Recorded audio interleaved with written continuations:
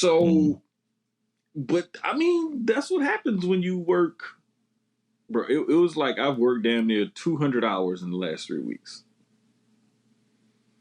As long as the check nice. Oh, the check is going to be tremendous. And guess what? Shit all going to bills. Adulting is a motherfucker. Oh, yeah, as soon as I got paid on Thursday, I was like, nice, I got paid. Car insurance is due. Light bill is due. I'm like, all right. And then I had to do the math. Like, let me go sneak some food in there. Let me go to Sam's real quick and re-up my meals for the next 2 weeks. I treated myself to emotional support Tex-Mex food all week. Damn near all week. I bought myself a big... Oh, I did go to this lady and get some breakfast.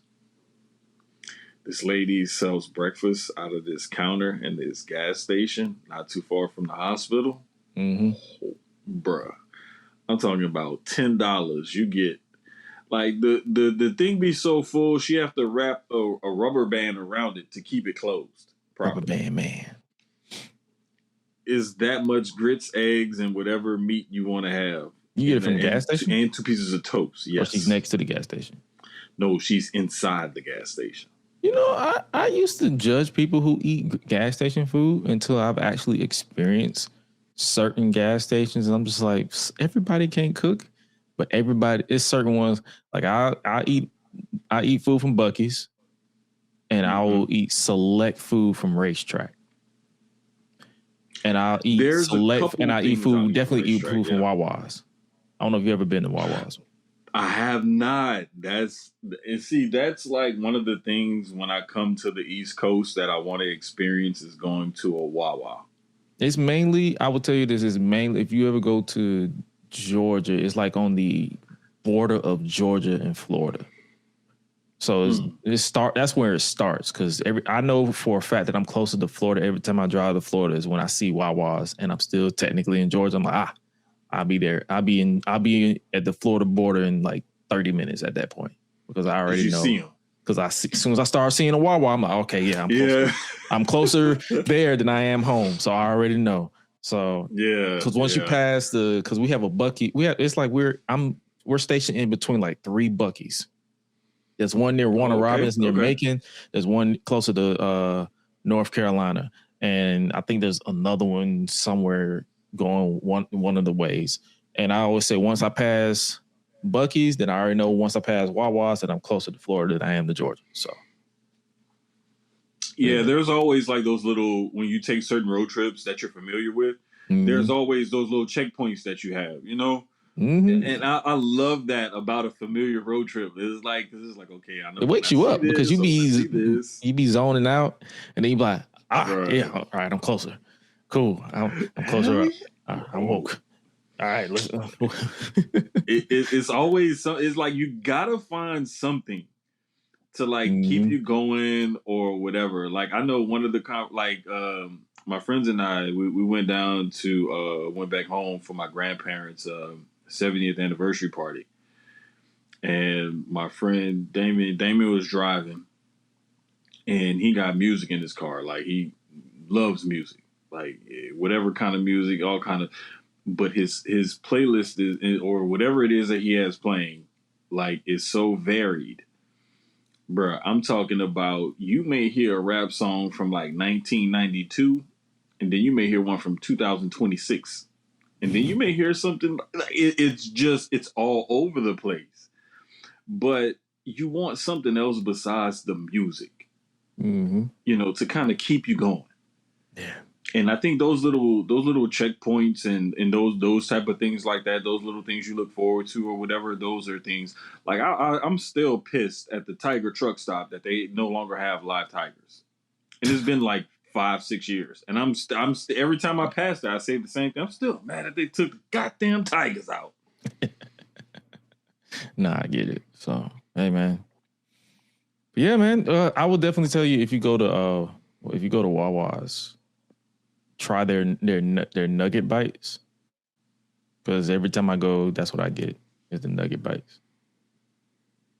Nugget bites. Okay. It's like it's like nugget, but I call them nugget bites. They're just nuggets, but I call them nugget bites. So, yeah. Gotcha.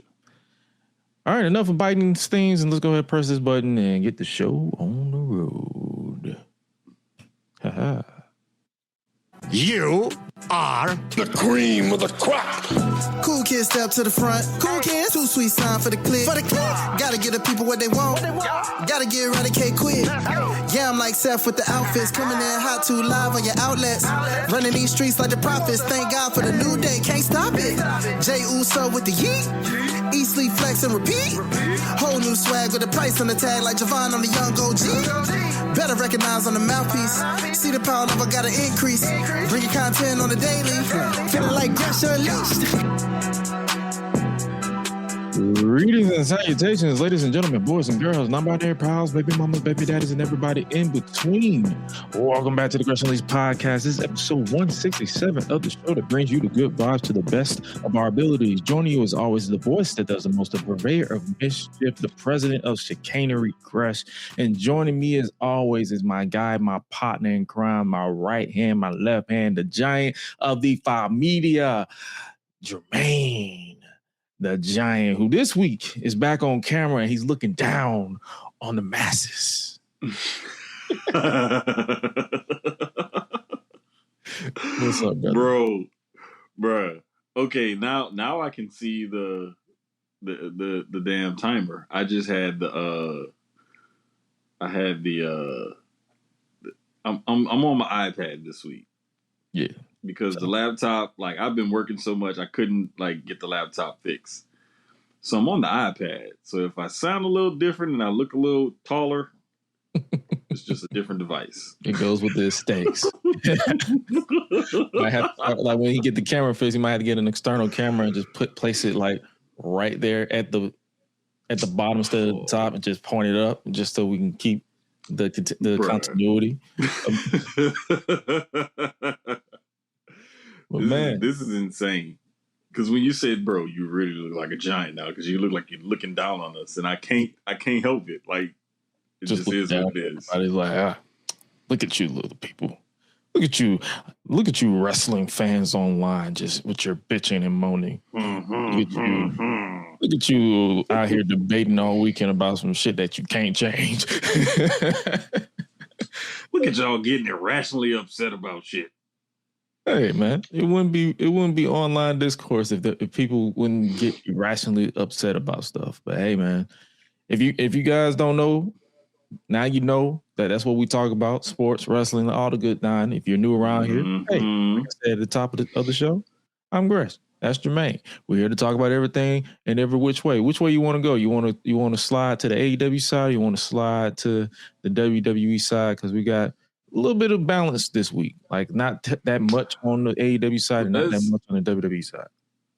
Let's go. Let's see. I think we went. Damn, I can't remember what we did first last time. Let's go AEW first this time. Okay. Yeah, I think because last time we went. Yeah, last time we went. I think WWE, but hey. We can't remember. I think you know the reason why I'm saying that is because I think we were talking about something, and I was like, "Nah, let's get that out the way right now." Oh, okay. Yeah. True. But now on the AEW side, they just went to Mexico. Mexico, don't spill anything. They just went to it's empty. Oh, okay. I'm about to say, oh, brother, you just got your technology back in order. You about to just pop shit up like, all right, hey, we just lost your man again. Shit just blew up. His water just said, fuck technology. Nah, man. AEW went to Mexico for Grand Slam Mexico. Like we talked about that on Public Enemies on Thursday. It was pretty decent show. Like it wasn't too long, it wasn't too short, whatever the case may be. And I guess you could say the main talking point that a lot of people came out is the Casino Gauntlet Battle Royal that's going down. We can just predict already, especially after what went down with Andrade. It's going to be him and MJF kicking off the Battle Royal. Let's go ahead and get that out the way. I love this because they're continuing the story basically between the two of them, especially after MJF attacked him. And I like the way that they're using MJF and the way they're using Andrade and everything, because they're trying to elevate Andrade to that main event scene. Perfectly evidenced by him turning on them in the I can't even think of the name of the cage, the way they called it. Oh, it was just like it was their version of Rage in the Cage, but it was just a cage. Like, it was just a steel cage. It was like everybody, they didn't have a special name for it. It was just a steel cage. Okay, because the way the cage was constructed, yeah, it was like a round cage, but it was on the ground. Yeah. It was a dope cage. But anyway, it was basically like a steel cage pajama prison. Remember that? Yes. Yeah, bro, that's a perfect way, because it's not really, Elimination Chamber is on the apron. This touched the ground, so it was like if Hell in the Cell was round but didn't have a top. I don't know. It was basically like an extended Lethal Lockdown from TNA. Like, it just stretched out, kind of, sort of. Lethal Lockdown was just a 6-sided steel cage, whereas I was trying to figure out a way to not call it a big ass playpen. It basically was a big ass playpen. It was like you constructed a big ass playpen and put a wrestling ring in it.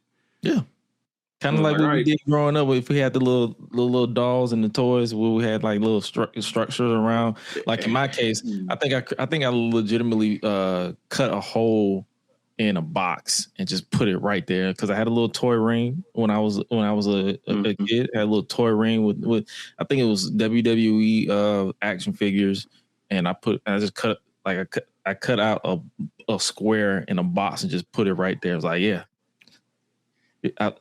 I was an interesting kid.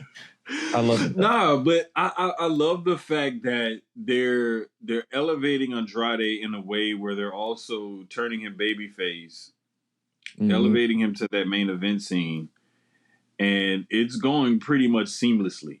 Because sometimes how they will try to elevate someone to that main event scene, or they'll turn somebody face or heel, and it's kind of clunky.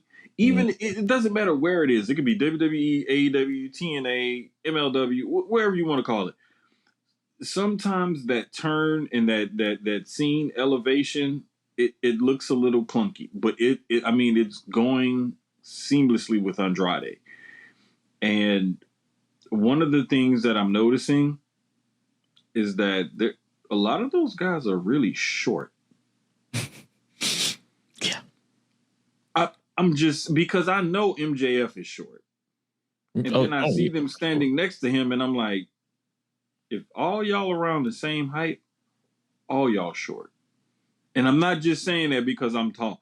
I'm saying that because, like, I've seen MJF next to people that I've stood next to in person, and I see how little they are to me, and I look at how they are to him, and I'm just like, dang, y'all look. But if y'all all together, y'all all look like huge people. Shout out to the camera work. It's just a thing for me. Shout out to the camera work, because the camera work can definitely make you look taller in person. And me being in production, I've actually seen the tricks and the camera points that we supposed to point to where they look like at a neutral ground and not look too tall or look too short. So yeah, shout out to camera work for making them look taller. Camera work and shoe lifts. Camera work and heavy on the shoe lifts. I've never subjected myself to shoe lifts. I've accepted my height, and I probably will never change that. So, hey, yeah, I feel weird.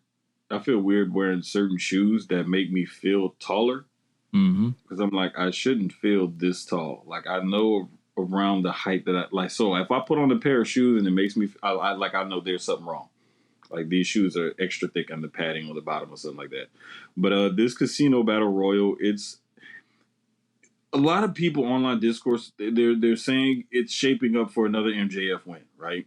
Right. I don't think so.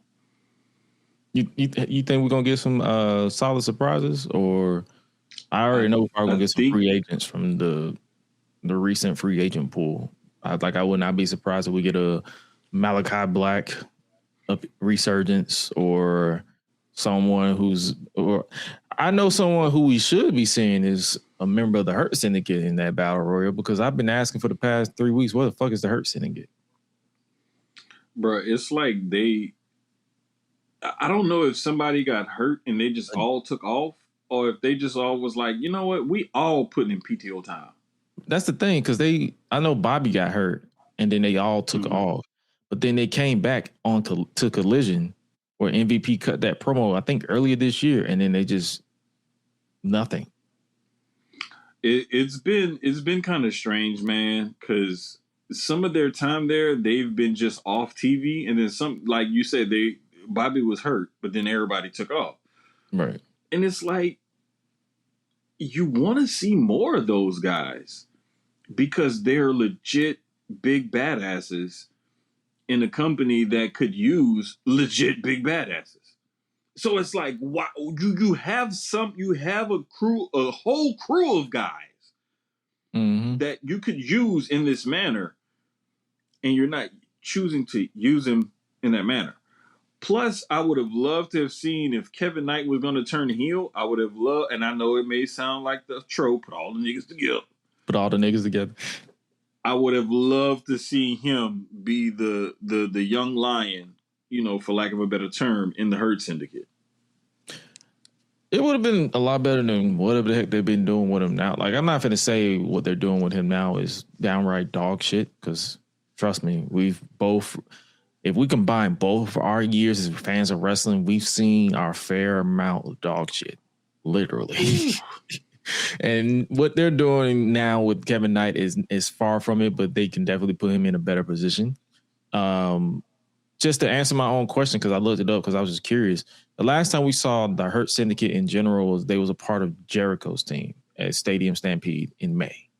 It is August, and we have not seen them since. So it's one of those things, man, that just it's frustrating as a fan when you're trying to watch it, because you want to see certain things happen, and we know it's wrestling, and you're not always going to get what you want. But I mean, damn, from May to August, like, come on, bro, like they could have still used Kevin Knight, inducted him in the Hurt Syndicate. Do a Zoom call video and have MVP like, hey, look, y'all, I know y'all out, y'all on vacation, I'm still working, blah blah blah. I got something I want to show y'all, blah, blah, blah. And then shoot a vignette with him and Kevin Knight talking, and then shoot another Zoom vignette, like another phone call or something with him, Bobby, and Shelton. Like, there's ways you can work around them not being actually physically on site and still use and include them. Right. It's just, I don't know. It's given, like, I heard this analogy one time that someone said Tony Khan is like he has all these toys, and they're all cool toys.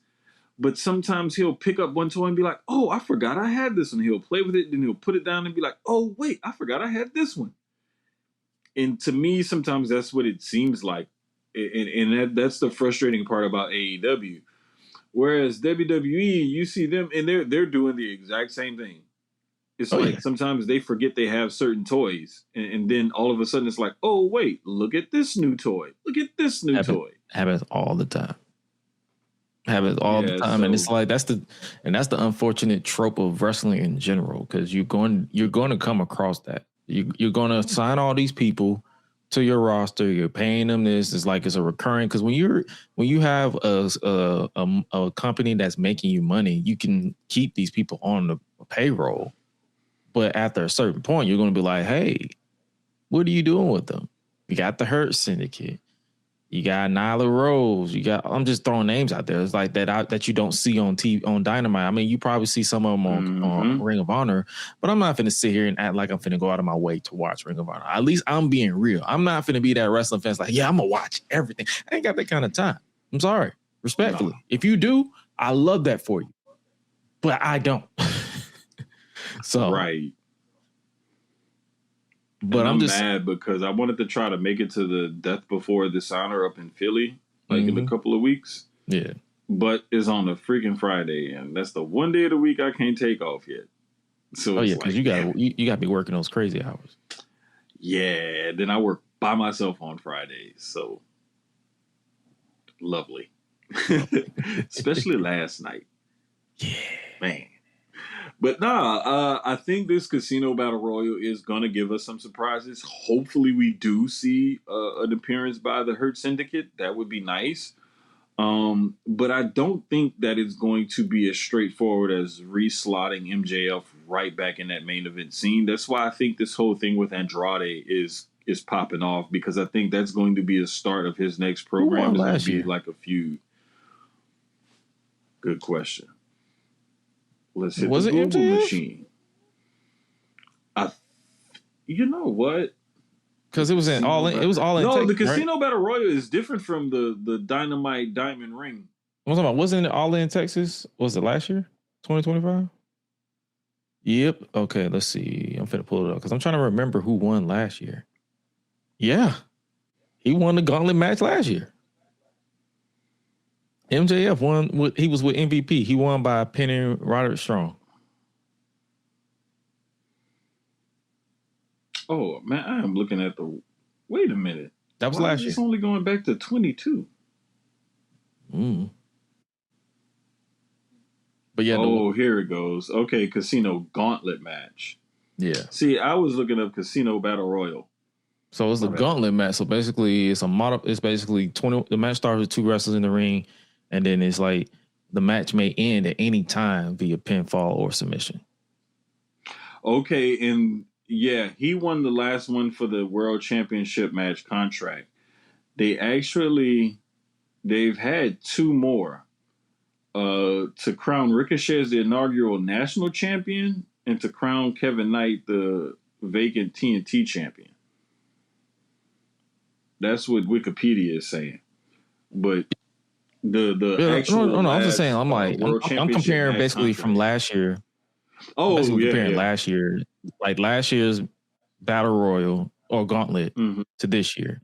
So if MJF wins again, that would be 2 times that he's won the Gauntlet match at All In, because he won last year, because we was there, myself and Graham, we was there, and I was like, oh, MJF, he won. So yeah, that was the one in Dallas. Yep. That was and then because it was MJF and Athena that won their respective, but they had 2. They had one for the women and the men this year. I think they're just going straight for the men. Well, we don't know yet, because we got like 2 weeks until All In. So yeah, we got 2 weeks left, 2 to 3 weeks left until All In. So there's no telling what could happen with that AEW card in the next 2 weeks. Because I mean, we've seen matches added on the Collision pre-show for some pay-per-view. So who knows? That's why I don't ever. That's why I don't ever. When we do predictions, I don't ever predict for the buy-in, because I'm just like, y'all be adding that shit the day of. Bruh, is like, you will fool around and you'll be like, wait a minute, we got to change the predictions scorecard again. Yeah, so I was like, the deadline is literally the last episode before.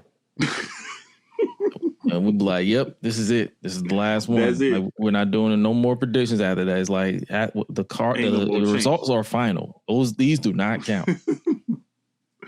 For real. No, but I think we'll see some new blood. I don't think we'll see an MJF repeat, because I think they're going to turn him towards this whole Andrade thing and have him and Andrade go at each other for a spot in that main event scene. I think we should get some new blood, especially with, we're pretty much sure that we're going to be crowning Will Ospreay at All In. Because it's across the pond, as I'll say.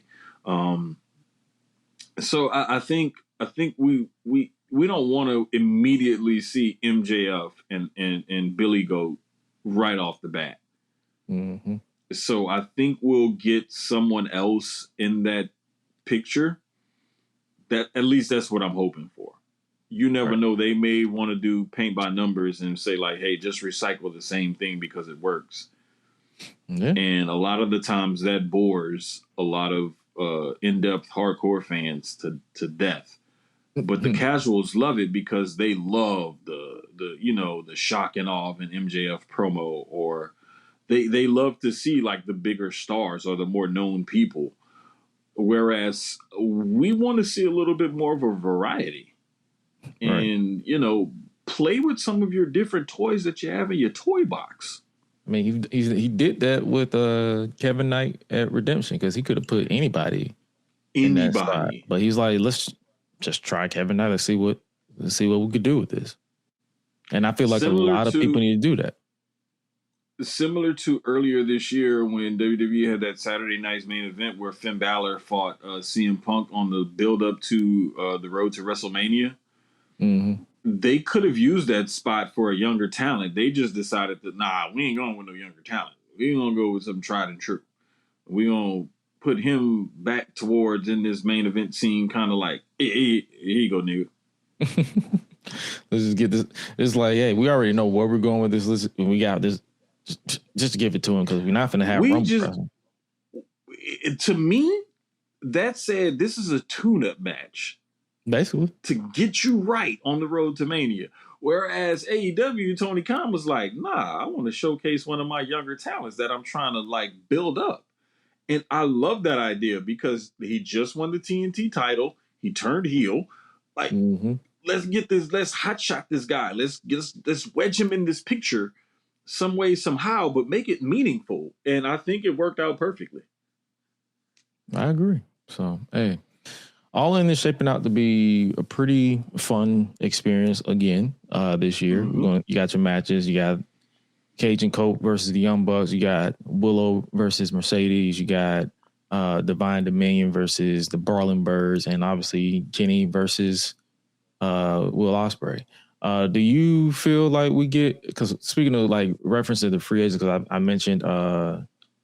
I mentioned Malachi Black, Aleister Black, or Tommy Ian, because I don't even know if he's going to come back. Do you see Kofi and Austin sliding through?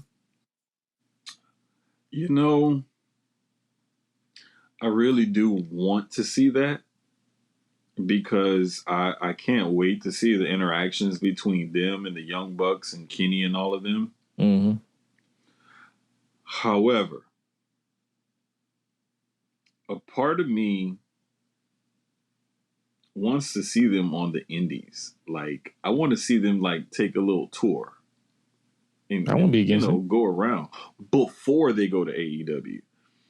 Because going to AEW right off the bat is the most obvious move. I would rather see them do a little something different. But who knows? I'm just gonna be excited to see them out in wrestling and doing stuff again. Period. Hey, who's to say they don't do indie still? Up.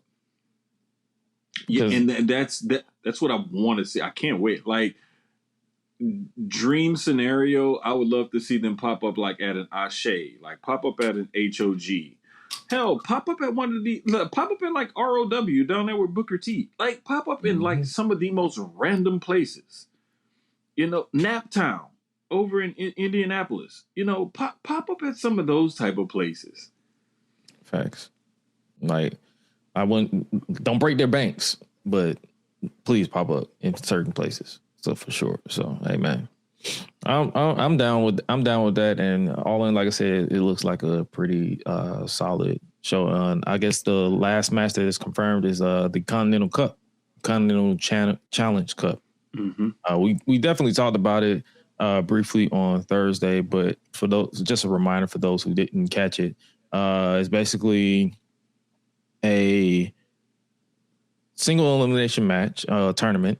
You have no outside interference, no time limit. 16 wrestlers compete in 8 blind draw matches. The 8 winners, they compete in 4 blind draw matches. Basically, everything is getting randomized every time we get down to it. The 4 winners move on to the semifinals in Glasgow, Scotland on August 26th. And then the cup final takes place at Wembley Stadium on August 30th. The winner will receive the Continental Cup and will be the AEW Continental Champion.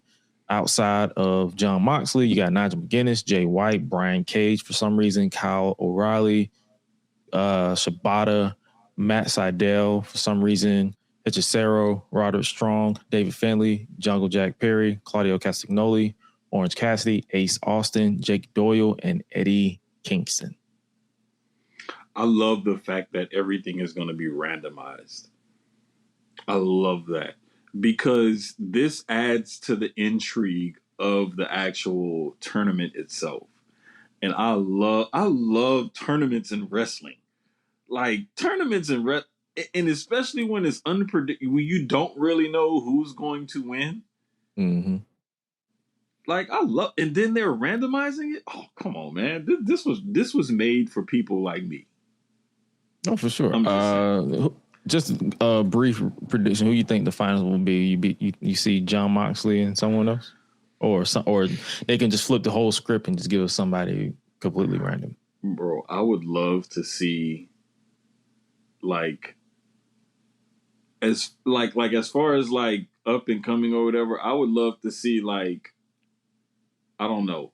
I can't tell. But I want to see like Jay White and like Eddie Kingston. Like I want to see something different. I don't want to see the same old like John Moxley versus David Finlay. Like that's that too shit obvious. Ass. Yeah, I don't want to see that. I don't even know why Brian Cage is in this list. Bro, like you need eaters. You need fall man. You need somebody to take. Chris Carter said it best. Get you a fall guy. Yeah, they got two. They got who they got? I just saw they got Matt Sydal and Brian Cage. There's your fall guys. Man, come on, Matt Sydal, fall guy. When I saw that, now I was like, who? I didn't even know Evan Bourne was still employed. Bro, I was like, when his name stuck out when you pulled it up just now. I was like, wait, what? I had to kind of like, I almost like did the whole old man thing, kind of put my face in. Like, are you sure that say Matt Sydal right there? My eyes not playing tricks on me. I mean, we can't say Matt Cardona because that nigga's Zack Ryder again up in New York. Nah, but I love the randomness of it, and sometimes a good heel versus heel or face versus face or tweener versus tweener, whatever you want to call it, like a fresh matchup. Like don't do the same old thing. Like what if Nigel McGuinness had a run and he made it to the finals? I'd be cool with that. Like because he's not a born wrestler. Nigel can still go. Mm-hmm. Like I mean, he may not be as crisp as he used to be back in his prime ROH days, but Nigel can still go in the ring. But no, I love the fact that they're making use of guys that they don't normally make use of, and it's like, okay, even though we can look at this field and say, okay, we can point at like 4 guys and be like, clearly they're just in it to eat pins, and then everybody else is like, they might win it. I don't know. Like, I don't know what to say. They might throw you for a loop. But nah, man. Interesting. It's definitely interesting. It's definitely. I know we said it on Thursday and in the chats as well. It's like we're not really a fan of them having it this close to the Classic because the Classic is in December. Thanks. But at the same time, it's like, hey, it's a lighthearted tournament, something to make the show one of their biggest shows bigger. And it's like if they do it again next year, I would say do it like in March or like at the top of the summer, like in May. So that way you space it out more. Yeah, and if you're going to do this, still hold the one in December, it needs to be for the number one contender for that. And then that way you can use that tournament in order to build someone else up or what have you. Like, you got to make use of all of your resources. And unfortunately, wrestling companies don't always do that because oftentimes they're in lockstep with the bottom line. And oftentimes the bottom line says rinse and repeat. Mm-hmm. So it's a balancing game, and I get it, and I know they got to play that game, but still, like us as fans, we want to see a little bit more of a variety. For sure. But yeah, that's all our pretty much our AEW talk. Shout out to the tournament. Shout out to All In. Shout out to, I believe that's starting tonight on Collision in the next couple of minutes at the time of this of the show going live. So if you guys want to tap in with that, we'll definitely check it out in the highlights, or I might put it on the background or something just to see it go down. I gotta mute the TV now because like using this setup, bro. When I was testing the mic before you went on air, oh man, it was picking up. Like I could see the meter doing this, and I'm not talking. It happens all the time. It's picking up on everything that TV's saying. See, even with the board, my board reset, so I had to literally change settings in my board because I used to like reroute the speaker to go to into the board so just I can hear it and y'all don't hear it, but then it started bleeding. And I was like, shit, it reset. My routing reset. Yeah. So I have to literally go in there and change it. But we mentioned tournament, switching gears. We got another tournament that's coming up, and that is the World Heavyweight Championship tournament over on the WWE side. Roman Reigns is coming to work in Mexico City.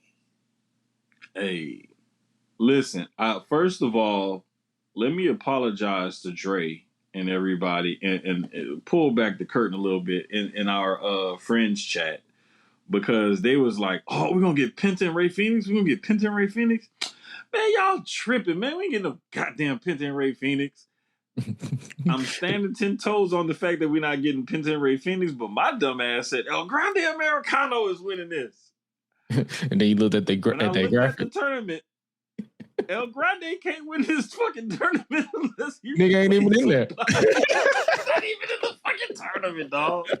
So let me apologize to the homies, to the friend guys. I'm sorry, I fucked up. I did not look at the tournament. I was at work, and y'all know how I get. Like, I was on one. I was like, man, no, bro. Because the thing is, a little bit of background though. AAA stayed away from doing Penta versus Ray Phoenix, and they haven't done it yet. And they had all the time in the world and opportunity to pull the trigger on it. They just haven't done it yet. Now that WWE's pretty much taken over AAA, I don't think that they're still just going to go ahead and do it for the right to who gets served up to Roman Reigns on the Monday Night Raw taping.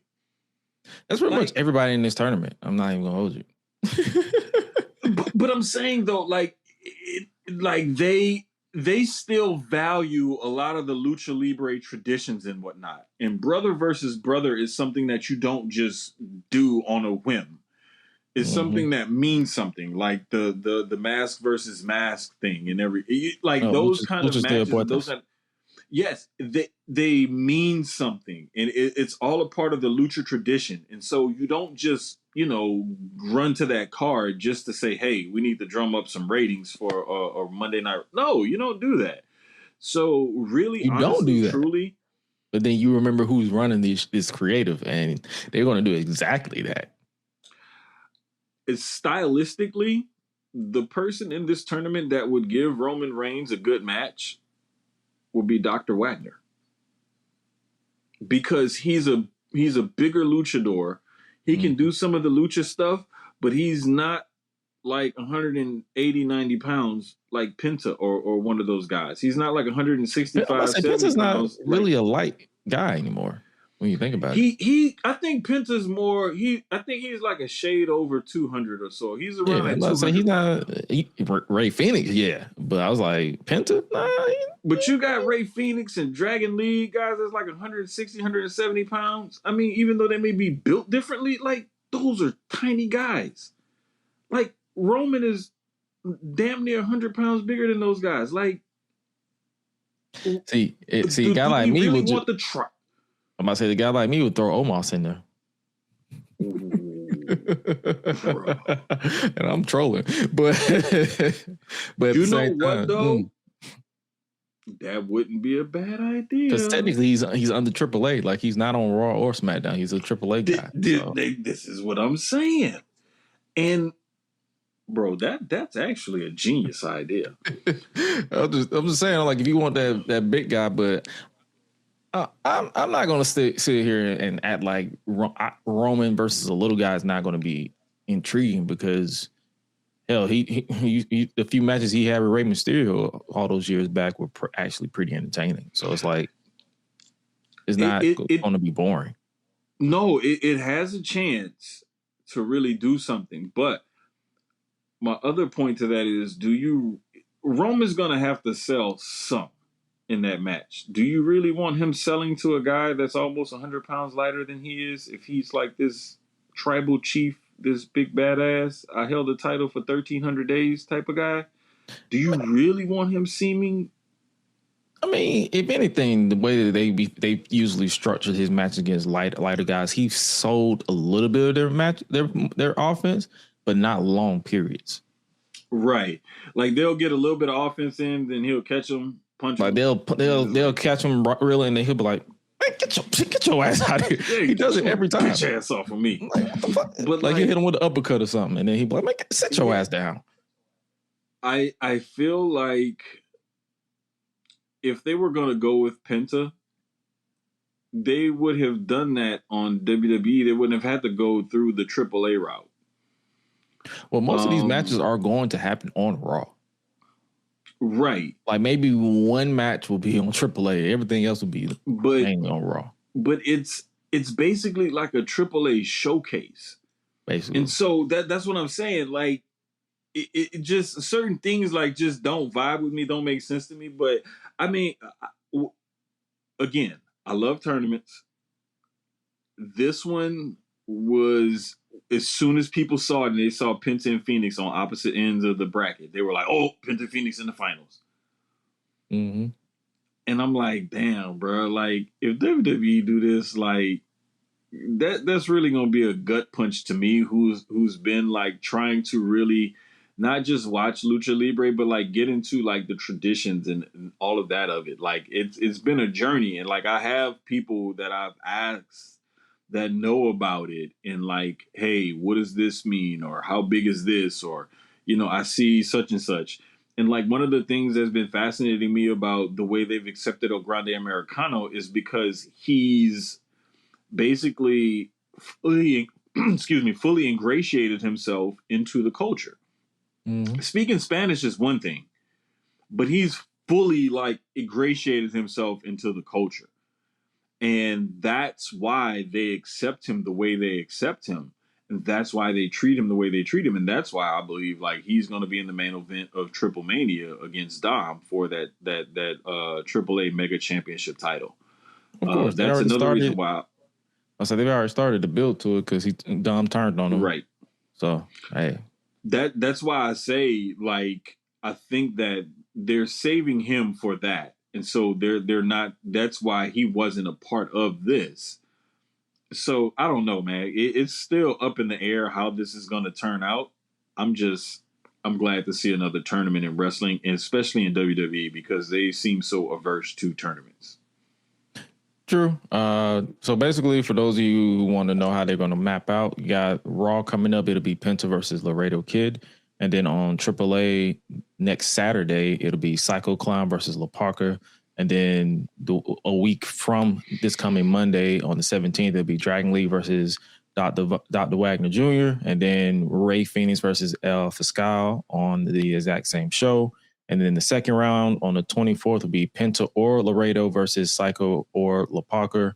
And then Dragon Lee or Wagner versus Phoenix or Fiscal, and then the final will be on the 31st, and then the winner will face Roman Reigns on September 14th. So they're going to have a good 2-week gap between the final and the actual match. So they're likely going to build the match to the match instead of just saying, "Hey, you're going to have the match next week after winning." It's like that's not enough time to get people interested in. They're going to probably have Roman going to have to come to work on the 7th. To cut a promo in the ring against whoever his opponent is to build a match. You think he gonna pop up in AAA? Bruh.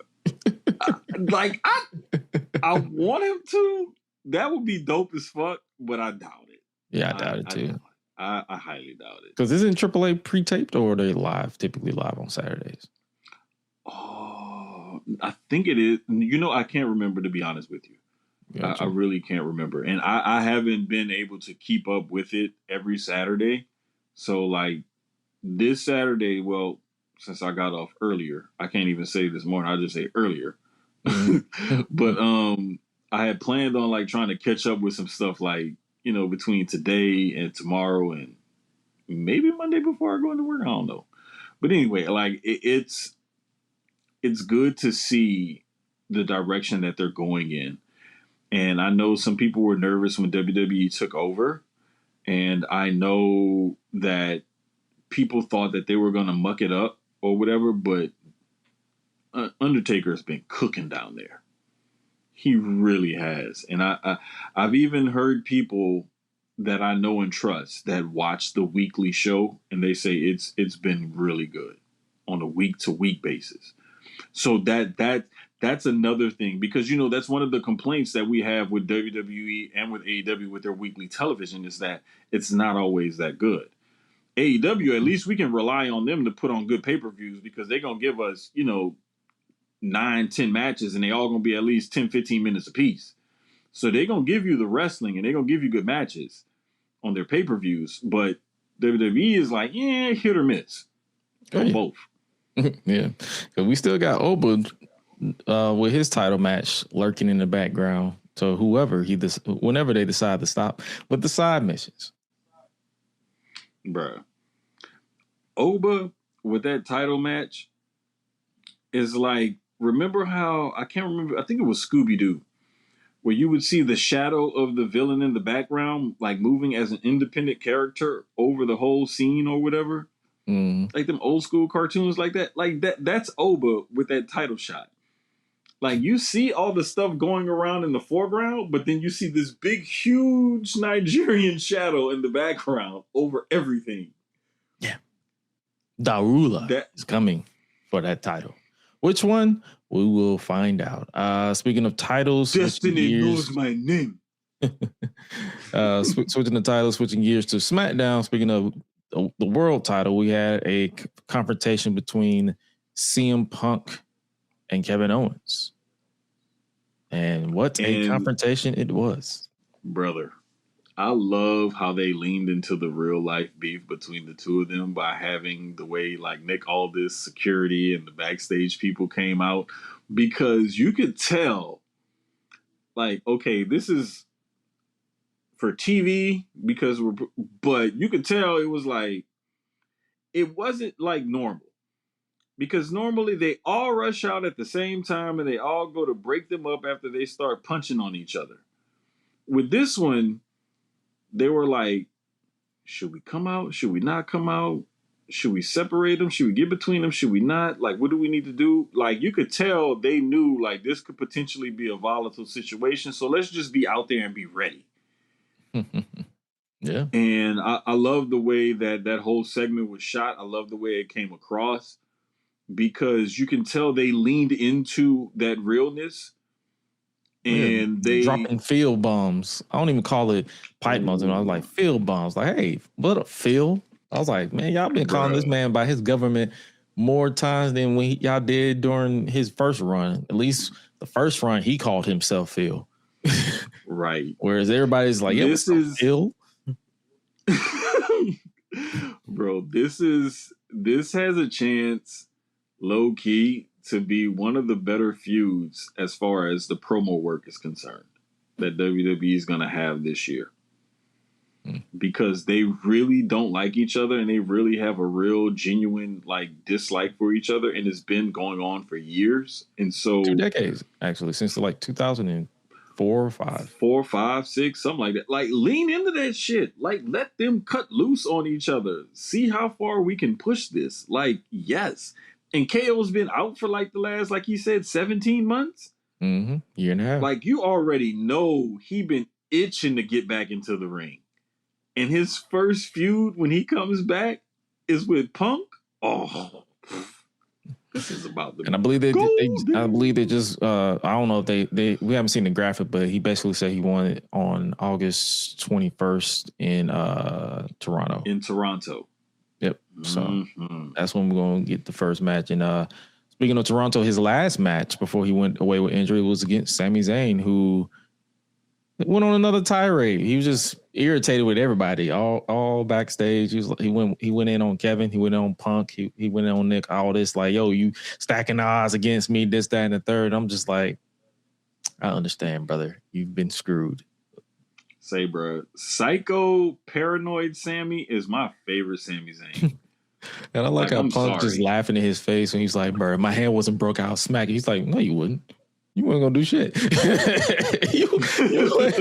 No, you was not. He literally, a grown man looked at you in your face and said, you are not going to do anything. You should have used your other hand and still smack. Like, bro, it's like psycho paranoid conspiracy theory Sammy, upset at the world Sammy. Like, he passed like white meat babyface Sammy for me, like during the pandemic era. Mm-hmm. When he was doing the whole when he chained himself to the entrance and was sitting in the entrance with that sign, like for the whole episode of that Raw or SmackDown, yeah. I was like, bro, do you know how fucking talented you have to be to stay in character for 2 straight hours? And you can't go nowhere. Like, bro, just to sit there for 2 hours and not have to go pee. I'm pretty sure he had to go pee at some point. Bro, I know. Bro, I drink a lot. I drink like a gallon of water a day. Like, they probably cut away. They probably cut away during the show. It's like, okay. I'm drinking one of these. What is this? These electrolyte beverages. I love these things. He said, here's a bottle. Like, here's a bottle of water, Sam. Go. Okay. Sam, 2 minutes and 37 seconds till we come back from some commercials, Sammy. Okay, cool. I'm almost done. Give me another bottle. I ran out. Hey, Sammy, we got a 32-ounce Gatorade bottle we're going to give you. You're going to have to use that for the next hour. All right, cool. And look, he can just stick it behind the guardrail because there ain't no people there. No, just stick it behind the guardrail, dog. And then when it's full, like, yeah, take it away. Go throw it away. Just throw it away. Don't even empty it out. Just throw it away. I wonder who had to throw away Sammy's pee bottles. As long as it wasn't me, I'm cool. Anyway, man, but no, like I love that character, and I love how they're using him and how they're keeping it going. Because a lot of the times, like, these kind of characters can run their course and they can kind of get annoying, and it's like, all right, shut the fuck up and get out the way. But like the way he's keeping it going, and like, bruh, the way he talking to Johnny Gargano and Candice. Oh, brother. And I brought that up on purpose because I know that kind of chaps your hide. But I give up. I give up on Johnny. Like, I have never given up on a character to the point that I've given up on this man. I was like, yo, he's been planking since the end of January. It is freaking August. I'm like, brother, you've been planking for 7 months. What is going on? Who approved this? Like, what? Like, at first I was like, okay, this is going to lead to something. And then because whenever Tommaso Ciampa left, he has been planking since 2 weeks before that man left. That's how long he's been planking. Because he started planking. He's like, I'm like, don't call my best friend an asshole or something like that. And they made his shirts, and then he started planking. And then Tommaso Ciampa left, and he's been planking ever since. Bruh, whatever they do, I need them to like what I would love. You know how Blake Monroe's been attacking everybody backstage? Mm-hmm. I need her to attack Candice. She did. No, but I need her to like attack Candice and then like beat up Johnny or something. It's something got to spark him. Something got to do it. I need somebody to like jump off one of them other things and elbow the shit out of Johnny in his back. I don't do something. Watch he no sells it. Bro, oh, you know what? Have whatever he's planking on, have somebody push that shit and like make it look like he fell off the dock or something. Yeah, let's kill off Johnny. Let's just kill this nigga off. Kill him off and just have him be backstage as a producer and call it a day. Jason Jordan, move aside. Johnny Gargano is about to help you produce. We're done here. No, even better idea. Have Candace wheel him out to the ring in traction in the wheelchair. Stuck like this, still planking. Yes. Just stuck planking in the wheelchair. He's still planking. His body just stiffed up.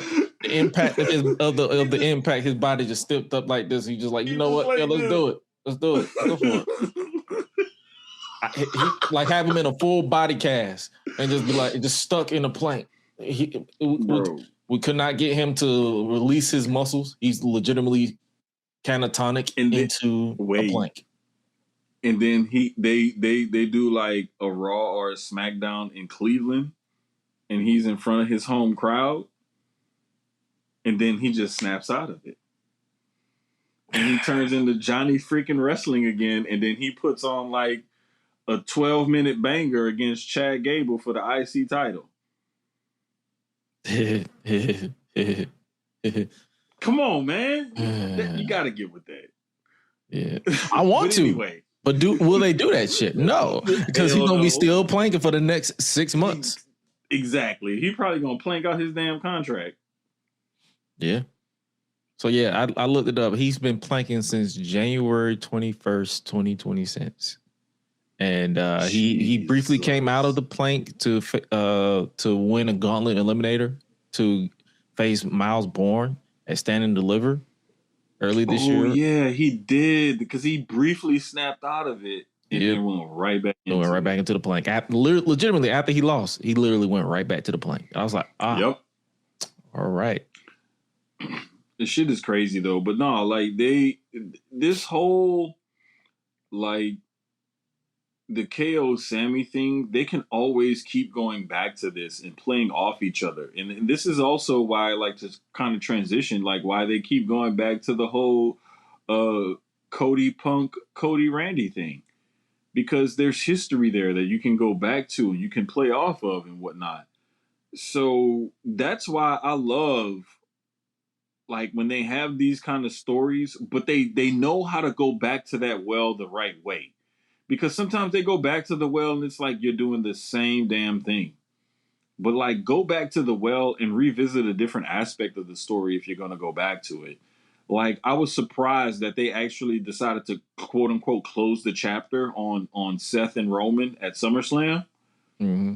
That was pretty good. That was pretty good. Normally WWE fumbles those kind of things, or they'll say they're closing the chapter and then they go right back to it. Yep.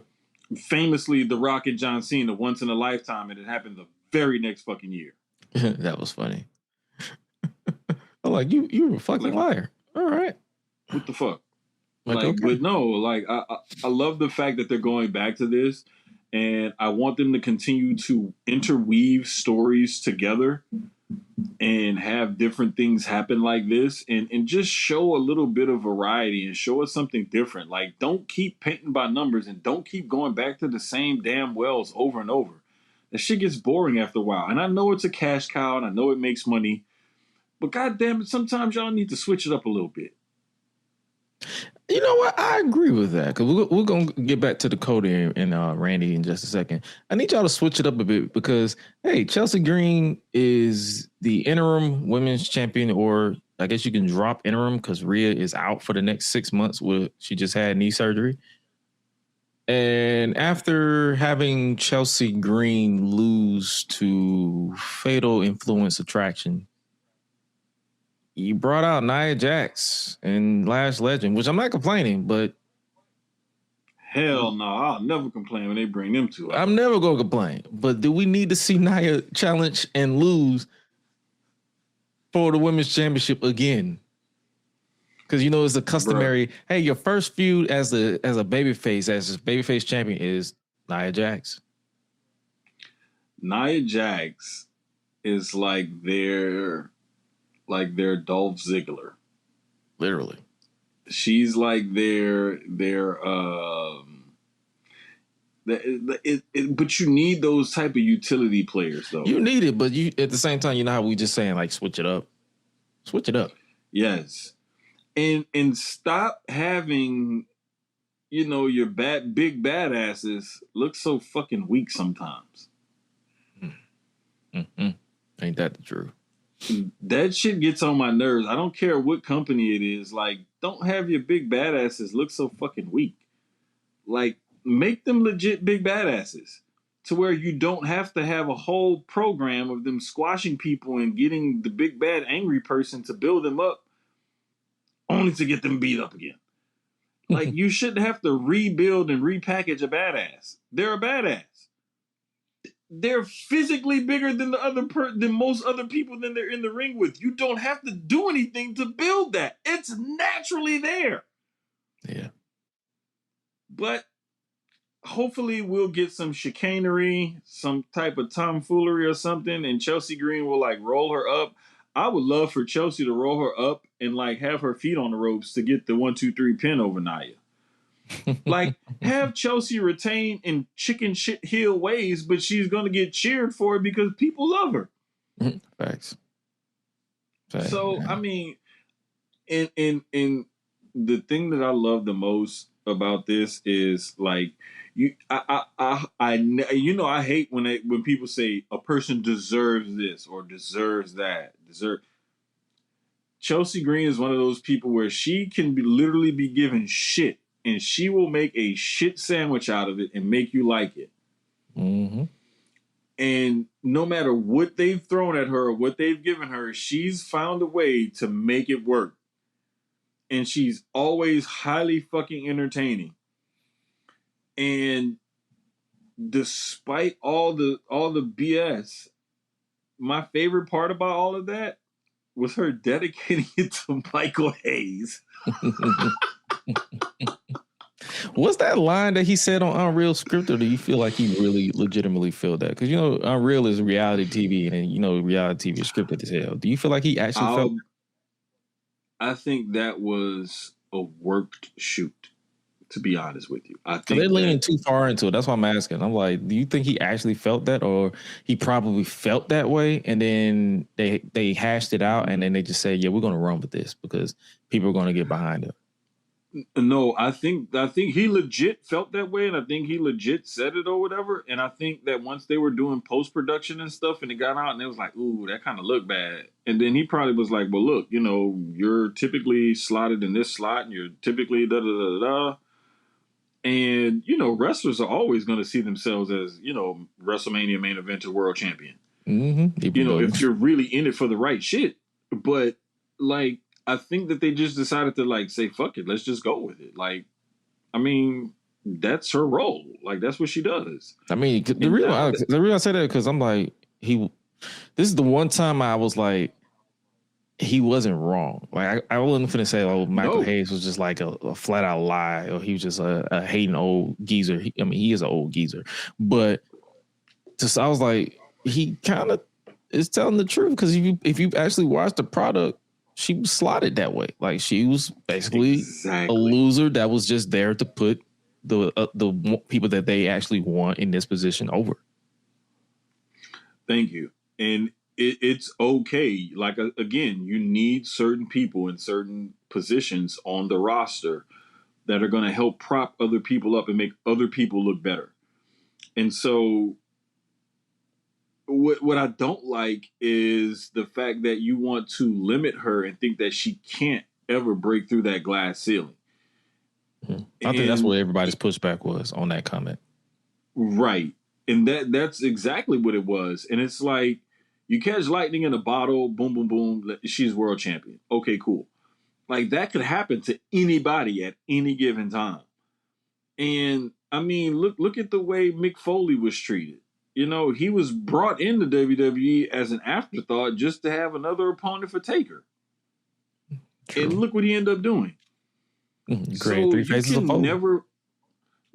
You can never say, like, oh, this person is just this or they're just that. because you don't know how the audience is going to react to them, and you don't know how much they're going to cook once you give them something. So it's like you got to kind of balance it out. But I mean, for the most part, everybody has their slot, and he wasn't wrong, like you said. But I mean, you just never know. And now that we're here, I would love to see them give her like at least a short little run with the title. That's what I said on Thursday. That's like, yo, and that's what I said on Thursday. I said, y'all did this. Y'all put the interim title on her because you didn't want to strip Rhea of the title for some reason. And now, well, I get why y'all didn't want to. Y'all was like, y'all was trying to avoid surgery, but now that she had the surgery, it's like, now you're in this position. Run with it. Don't just change your mind because you got Rhea out and you're like, well, let's get the title on someone else. Let's get the title on Nia Jax. Or let's get the title on Jade or Charlotte. Nah, ride this wave. Ride the momentum. See where it goes. And then if it's a huge success to where she becomes a permanent stay in your main event scene, hey, you have a happy accident that you tried to push back on, but hey, here you go. Or if it flops, then you can always say, hey, at least I tried. Bro, is to me a lot of the times, and y'all know I love cooking. I love my food analogies, but a lot of the times with things like this, it's like you get in the kitchen and like one of my favorite cuts of chicken to cook is boneless chicken thighs because they're juicy, fatty, flavorful. Like depending on how you cook them, some people be cooking with the thighs that be dry as shit. If you dry out a boneless chicken thigh, your ass can't cook. Yeah. I'm sorry. And if you fucking with chicken breast, just stay out the kitchen. I think that was one of the things that I was able to bake and maintain the juiciness of it. Where I had like some of my ex-wife's family, how did you do that? Like really, how did you? I've been cooking as long as you've been alive, and I can't bake a chicken breast and keep it juicy to save my life. How? I'm like, it's kind of easy. But anyway, like you want to get in the kitchen and experiment sometimes, and you come up with something you're like, oh shit, like I didn't have this ingredient, or I only had this to work with, but I made this great dish, or I made this great marinade, sauce, flavor, whatever. There's sometimes where you have happy accidents and it works out for the better. And next thing you know, that's a permanent fixture on your menu now. This could be one of those things where you have a happy accident and it fucking works out. But like you said, thank you. They need to ride this wave because even the shirt where interim is crossed out and everything, like you already got merch for this situation. Because it's a Chelsea thing to cross out the interim part. So it's like, hey, see if that sells. And if it sells, because y'all big on numbers, if that sells and people start really buying her merch, you might have to just go all in and just be like, you know what? Chelsea's our girl for the time being. Let's do it. Let's see how far this goes. The other thing with this is she's pretty likable. Not just by the audience, but, you know, seeming like in the locker room and stuff too, because she's doing whatever they ask her to do with whoever, however they say to do it. Like when they, on the last Unreal, when they talked about that ladder spot, she's fucking afraid of heights. And she fell off that big, tall, 20-foot ass ladder through 2 tables. Oh yeah, I remember that. Like, bruh, like she went to a dumpster and got nasty with dumpster juice and trash and shit. And roll with it. Like she turned it into like her gimmick for the next like 2 weeks after. Thank you. Because remember Raw in Atlanta when she went up to the box with Jade and Bianca? It was like, ooh. Ooh. It was like, ooh. Come on, man. I was like, ooh, hold on. Bro. Why you up here? Bruh. When she became United States champion and she had the whole president gimmick and the secret Hervis and all, bruh, come on, bruh. Come on, bruh. Like, let Chelsea run with that shit for at least 3 or 4 months and see what the fuck happens. And don't pin her again, because her getting pinned. Please don't. Like 4 days after winning, I was like, all right, bruh. and like it pisses me off, but I kinda the only reason why I kinda get it is because you want it's almost like she's an accidental champion and you want to keep her vulnerable. You don't want to make her seem invincible. Right. No, I get it. But There's other ways. Like, after a while, it's like, come on, man. You can't. There's other ways to do that shit. Yeah, you can't just have her. I mean, did they win? Did they win clean? I think they won clean. I kind of went on autopilot watching that match. So I'm not even going to lie to you. But hey, man, that's where we are. A couple of tidbits too. Baron Corbin is still the United States champion after his cheating against Trick. And that led to backstage with Carmelo Hayes popping back up on TV. It's like, yeah, I got next. He's going to face him next week in Boston. Hey, man, this is why you bring a Baron Corbin back. And this is why I wasn't upset that that straight up. This is why I wasn't upset that they brought him back. It's simply because you need people that can help guys achieve a different status. And if a Carmelo or a Trick or whoever gets the best of a Baron Corbin, like, he's a former King of the Ring winner. He retired Kurt Angle, blah, blah, blah, blah. Like, he has skins in the game. He's a solid vet. Every time I hear that part, that stat, I just laugh. Bro, I was trying to slide it in to see but you laughed anyway. Like every time I hear that, I'll be like, yo, that did happen.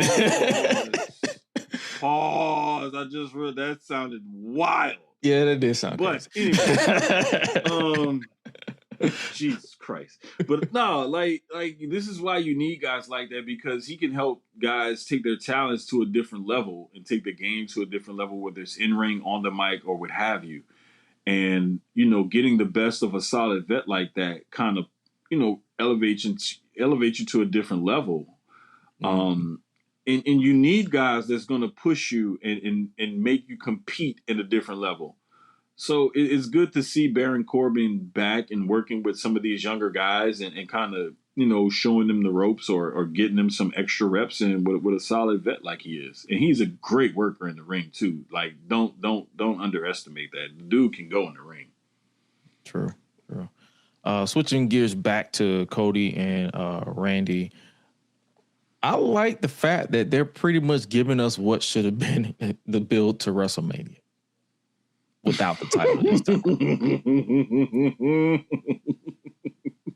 This is basically what the way they was just like, yo, Randy was like, yo, you're not going to get the best of Randy, or you're going to get the worst version of me, because I am going to make sure that I get number 15, and I'm going to make sure that you never hold that title ever again.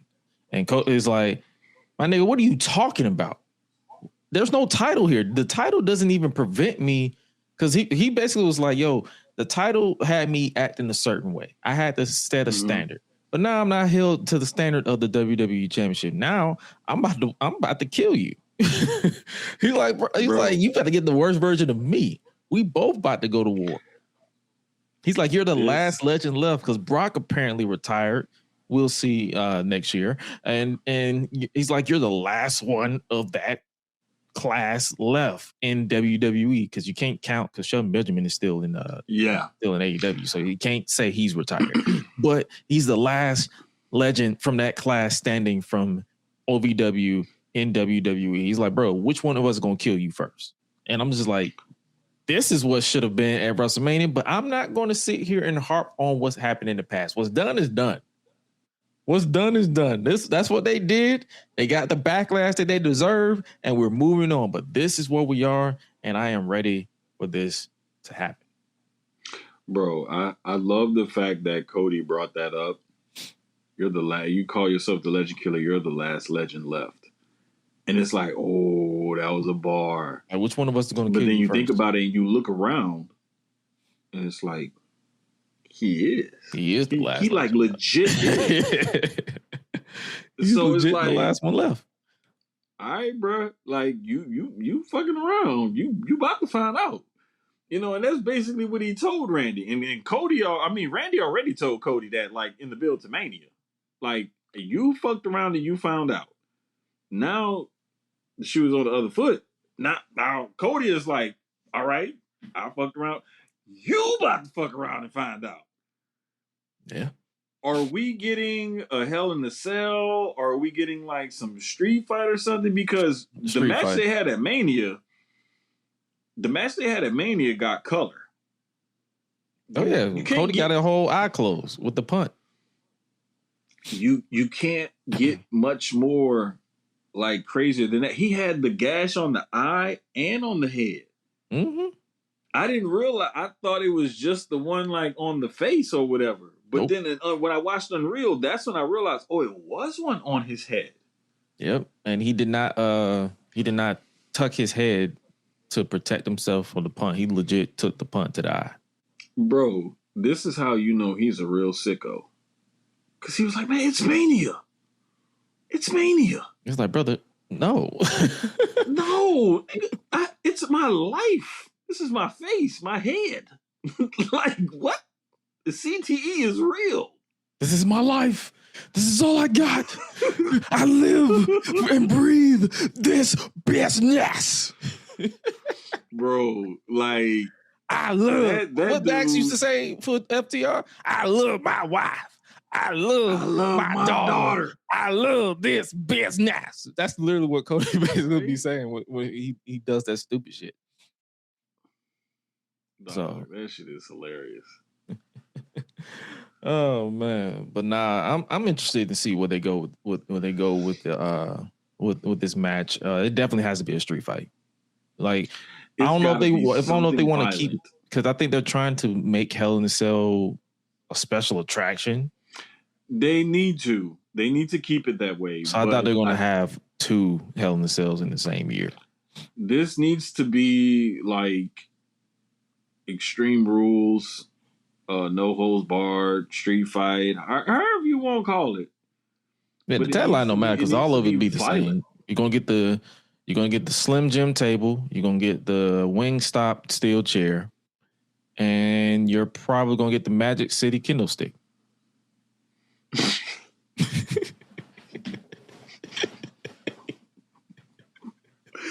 Because Slim Jim already got what? Slim Jim got the ladders or the tables? The tables.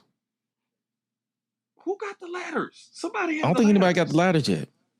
But I know. Bro, no, somebody had the ladders on one of them pay-per-views.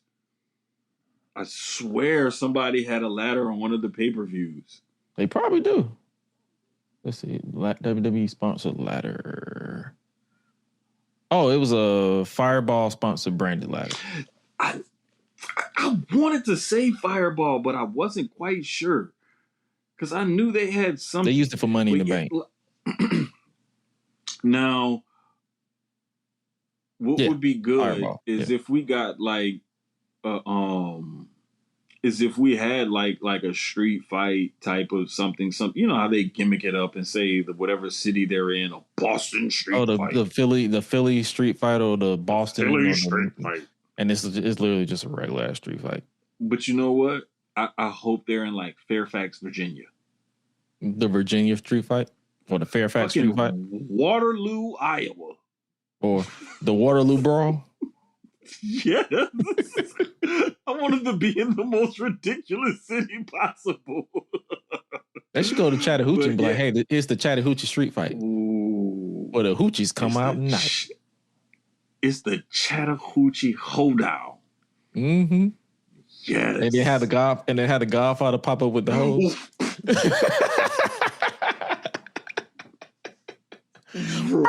It's like as soon as Randy Orton go for the RKO, you hear the whole train. As you can see, we are not serious at all. at all. And that's the fun thing about wrestling. We barely take this shit serious because it don't. We're fans of it, but we've been knee deep in this industry in some way, shape, or form to the point where we don't crash out about it no more. Yeah, man. Lighten up, Francis. Ah, man. But yeah, I'm definitely interested in that. And then we had the main event for SmackDown, which was the first time ever. It was Jade Cargill versus Charlotte Flair. I was not disappointed, but I wasn't like totally happy. I was not happy with that finish. not because of who showed up. It's just it was the miscommunication, which to me makes it look real because in a real fight you're not choreographed. But the only reason why I wasn't a fan of the finish is because I knew that was all they was going to be talking about for the next couple of days, and I'm just like, you know what, y'all have it. But overall, I enjoyed the match. Yeah. Right now, I got caught off guard because Orange Cassidy and Matt Sydal are in the ring right now on Collision, and I think Claudio was advanced. Oh, okay. I wasn't paying attention to that, but for some reason, like I looked, like something caught my eye, and I thought he was about to do the whole pocket thing, but then he did just whatever. But anyway, to ask that question, what you say you're not mad at it, but you're not necessarily happy. That's what I was gonna say. I wasn't mad at it because it wasn't as clunky as most people think. Because a lot of people, they'll say Jade is still green, she still needs to learn how to wrestle, and they'll say Charlotte is good, but she can't lead a match. She's not. And so you would think that those two ladies going at it in the ring would be clunky, and it wasn't. Nope. In the way that I think that they got both of them to perform so well in that match was the very start of the match. If you notice, they got really physical with each other with the lockup and everything at the start of the match. And one of the first spots in the match was one of the spots in the match, like really physical. They did a lot of really physical stuff, like the slam on the table, that shot that you just shown off the second rope. With that, like they had a lot of hard hitting physical stuff, and I think that's how they got them both jump started. Let's have a little bit of a tussle in the beginning to like kind of kickstart each other and then go from there. And it seemed like that's what helps. One of the things that I got that from was just some old school stuff of like Stone Cold talking about how he and Rock would have hot starts to their matches. Oh yeah, the brawls. And if you look at the Rock and Stone Cold, how they started most of their matches, they started off with a brawl, like a fight, to get it going first. And sometimes you'll hear athletes say that, like they need a little something to get them going. Like a football player, I need that first, get knocked on my ass. Or like a basketball player will say, I need that contact, driving to the lane, or whatever it is. Sometimes wrestlers may need that physicality in a match before they like snap into it and really get into the groove of a good match. But I definitely think that these ladies are going to have more matchups down the line. I definitely think that there'll be much bigger stakes. But I think that was a nice start to hopefully their one-on-one, matches down the line that we will get to see more of. Oh yeah, and hopefully next time as they build to it, they don't inadvertently award their opposition with an opportunity. They actually screw them out of said opportunity and not make them look dumb. Yeah, obviously, like the match came to the climax when we saw the main roster debut of Tatum Paxley from NXT. Bro, that picture right there is so dope because the way she did that dive, that crossbody off the top of the rope to the outside. She like spread full eagle and made herself look like, bro. She looked like how you see people parachute out of a plane. They be like, yeah, that's what she looked like.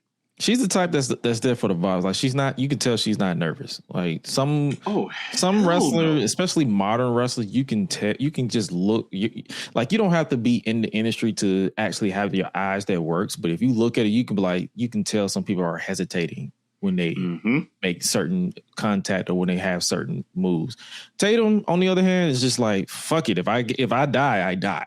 She's basically a gothic version of Ilya Dragunov. Where is he, by the way? She's like where he just like, if I die, I die. Fuck it. I want to say somebody's at one point he had visa issues, if I'm not mistaken. I won't be surprised. But somebody was. I don't know. I'll have to research it again. But I think like within the last few weeks, I think I heard somebody say something about visa issues or something. I don't know. But again, it almost seems like we were saying how Tony Khan and Triple H do, for lack of a better term, like oh, I got oh, look at this toy. I forgot about this one. Oh, look at this one. Oh, look at this one. But Tatum the way she stepped up to the plate and she didn't seem like a deer in headlights in that moment and just like, hey, I'm here. Let's do this. Love it. And supposedly Charlotte was the one who wanted Tatum to get the call up to work with her and Alexa Bliss. That's a rumor that's out there. Interesting. Well, it was I think it was by False Finish that said it. False Finish or Fightful, one of them. Somebody put it out there, but I just know it was somewhat trusted because I was like, okay, this doesn't look like one of those like, And it kind of fits into Alexa's like sort of dark side. So it's like, because I know a lot of people thought she was just going to go to the main roster to team up with Lyra because of their history in NXT. Mm-hmm. But if you pay attention to what they're doing with Lyra, I don't think they know what the fuck they want to do with her. So we'll see. I think they're going to take her to this other side of this character and just kind of see where it goes. I think they're really playing it by ear with this turn in her character right now, just to see what they can do to pull something, like try to get a better connection with the audience. No, we can see. That's what I think even though right her murdering Bayley should have been it, but hey, I get it. But hey, man, that was SmackDown. SmackDown. That was SmackDown. That was AEW. That was good, solid. I'd say compared to last week or the week before, it was a good, solid balance with wrestling. On the side note, conversation. Shout out to Bianca Belair and Montez Ford, who gave birth to their newborn baby, Romeo, I believe. Romeo Leonardo Allen Crawford. Yep. Yeah.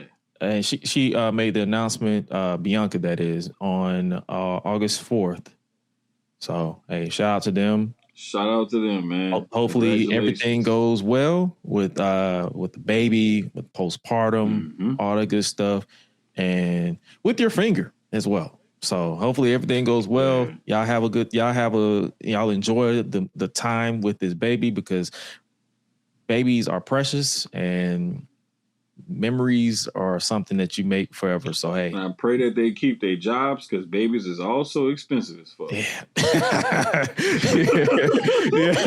It's like, hey, do not seek unemployment at this time in this economy, because brother and sister, listen. They are not cheap. They are ooh. Speaking from experience, Jesus. And speaking as an uncle who are tight knit, because baby girl is 5 months. Jesus Christ, brother, man, who you telling? Every time I go out there, I'll be like, "Ooh, you are a precious baby, but you are expensive." I be just talking to, because I talk to all the kids normally, like, you know, that whole Google guy. I don't talk baby. I was like, hey, what you doing? Because I want them to, when they learn to talk, and my brother's the same way. When they learn to talk, they talk normal and not broken. Bro, this is what we did with our kids. Like, we even talked to them like that when they were in the womb, and I'll never forget. Because my daughter, she had a lot of like ear infections and different things like that. So it kind of messed up her speech a little bit in the beginning till we got all the ear infections and all that corrected. There would be times when my ex-wife would have to call me and I would have to translate, because I understood what Maddie was saying, but she couldn't always understand what she was saying. They kind of like sound like a slight mumble. Bro, it was like, I think I had that too. On the phone. What is she saying? So she would do speakerphone, and she would ask her or whatever, and Maddie would say, "Oh, she wants some Cheerios. Damn, you didn't know she wanted Cheerios." She'll probably replace the C with another letter, and it sound like something completely different. Oh, trust me, I think I was like that at one point. So I get it. It was like,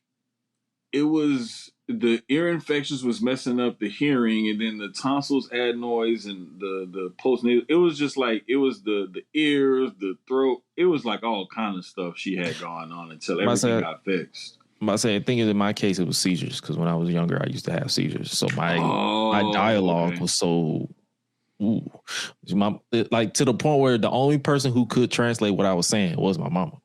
So it was like, yo, people like everybody was like, the doctors and all stuff. I don't know what he's saying, and she was like, he wants some ice cream. He wants a yogurt. Yeah, and they were like, and then they were like, that's what you said, and I just nod. Because they couldn't understand, because my tongue would twist and mess my words up. Oh, because of the seizures and stuff. Yeah. Okay, I see what you're saying. With Maddie, it was more or less like, and I know this because my little cousin had the same kind of thing. Like he had to go to the speech path and everything because his hearing was so messed up with his speech and everything. But like it would be like mumbled or kind of like because her hearing was off, and then she also had like the tonsils, adenoids, and all of that with the throat and everything. So she talked funny, and I would always, for whatever reason, understand exactly what she was saying. But nah, man, it's just kids are precious, and just praying everything goes well for them. Little homie appears to be healthy, mom appears to be doing good, so big ups to them. And y'all niggas need to stop saying, hey, so when is Naomi and Bianca gonna be back? They will be back when they want to be back, when their bodies are willing and able. Shut up and stop asking and stop flooding their DMs asking that goddamn question. Like, act like I got some goddamn Bianca had her baby, but her finger's still pregnant. Exactly. It still got fluid in it. Mm-hmm. So, there's all kind of fluid, scar tissue, and everything else in that damn finger. Shit. So, hey, man. The good thing is it looks smaller than what it used to. Oh yeah, because when she posted a picture of her holding baby Romeo, you see the finger and it looked a little like it looks considerably smaller. Considerably smaller than what yeah. I want to say it looked at first like when it was kind of it wasn't it didn't even look swollen. It looked like just a massive like scar tissue. Because you know when like a finger, like the whole digit is swollen.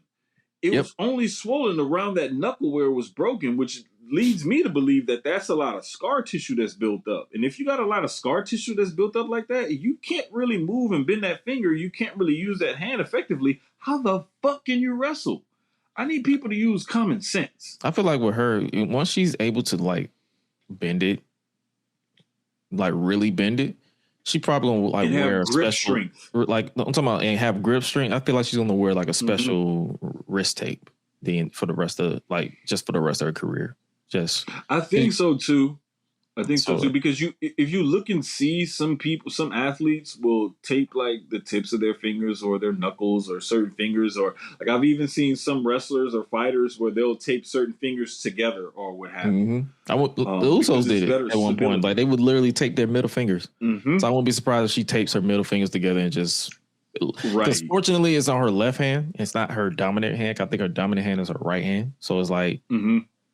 She can always tape it together and just start using her right hand more. Because whenever she will punch, she will always punch with her right hand. So I feel like her dominant hand is her right hand, not her left hand. So, hey man, but nevertheless, we're not speculating.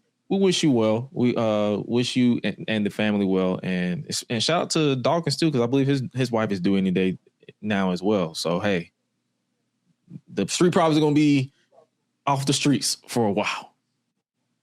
They're going to be in the house with the babies. Goddamn Skeet Profits. Yeah, Skeet Profits. Ooh, Jesus. Last two tidbits before we get out of here. Dark Side of the Ring. They're in the middle of their 7th season. We started talking about it, but we skipped, I think, like 2 weeks or a week and a half of it. I peeped the one on Big Boss Man. And I knew nothing of Big Bubba Rogers. 41. You said what? I didn't realize he was 41 when he died. Yeah.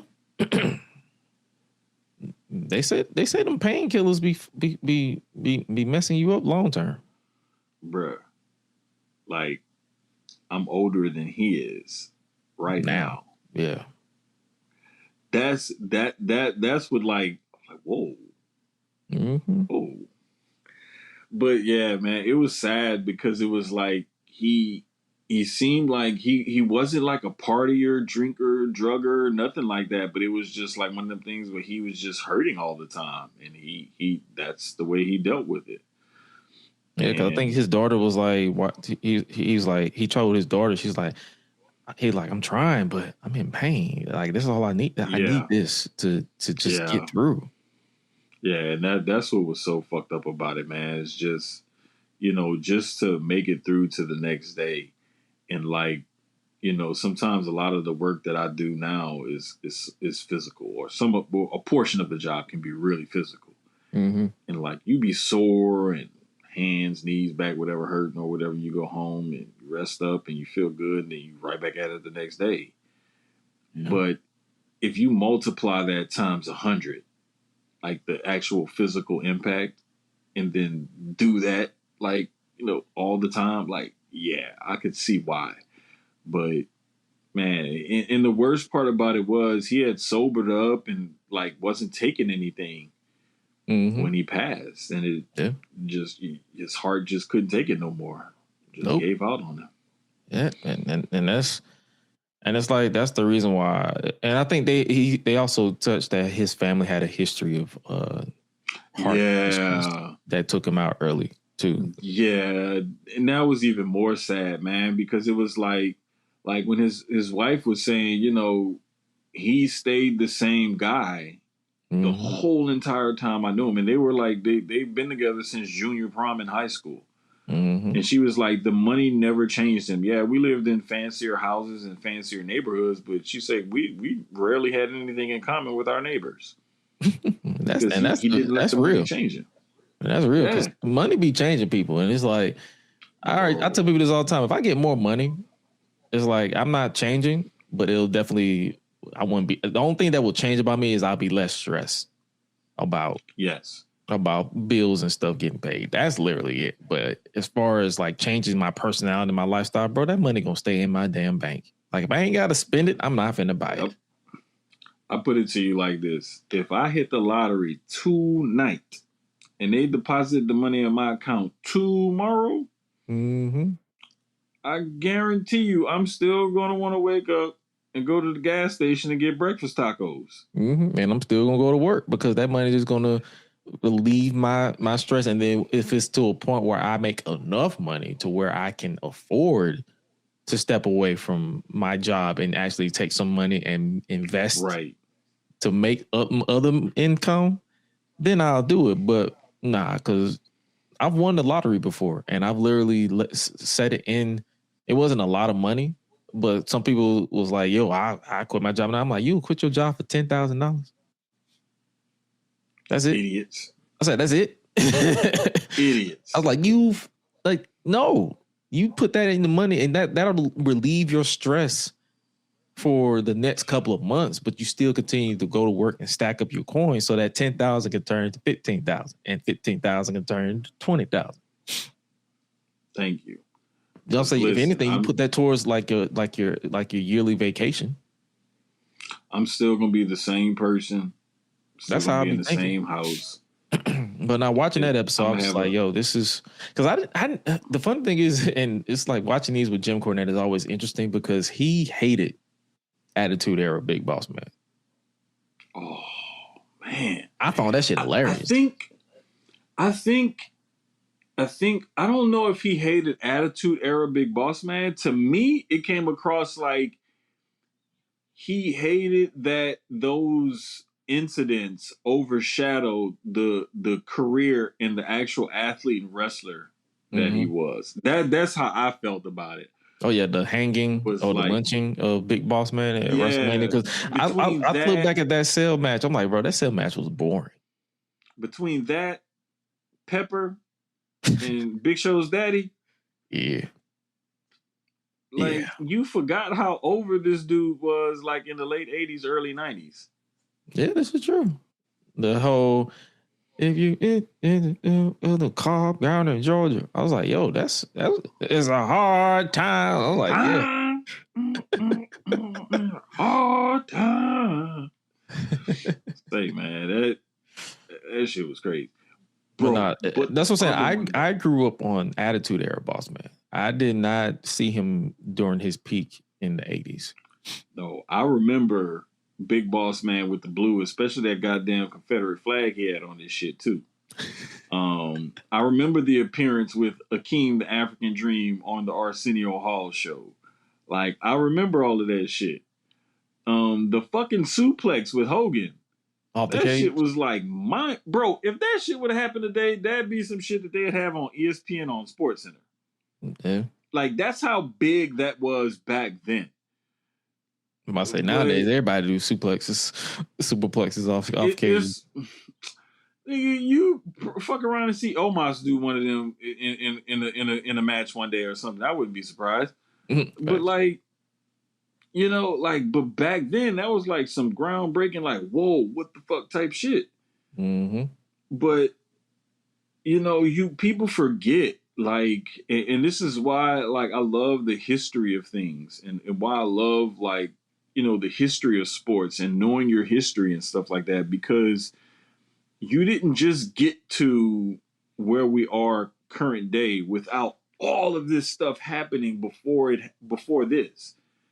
And learning all of that history helps you know more about the current product that you're watching.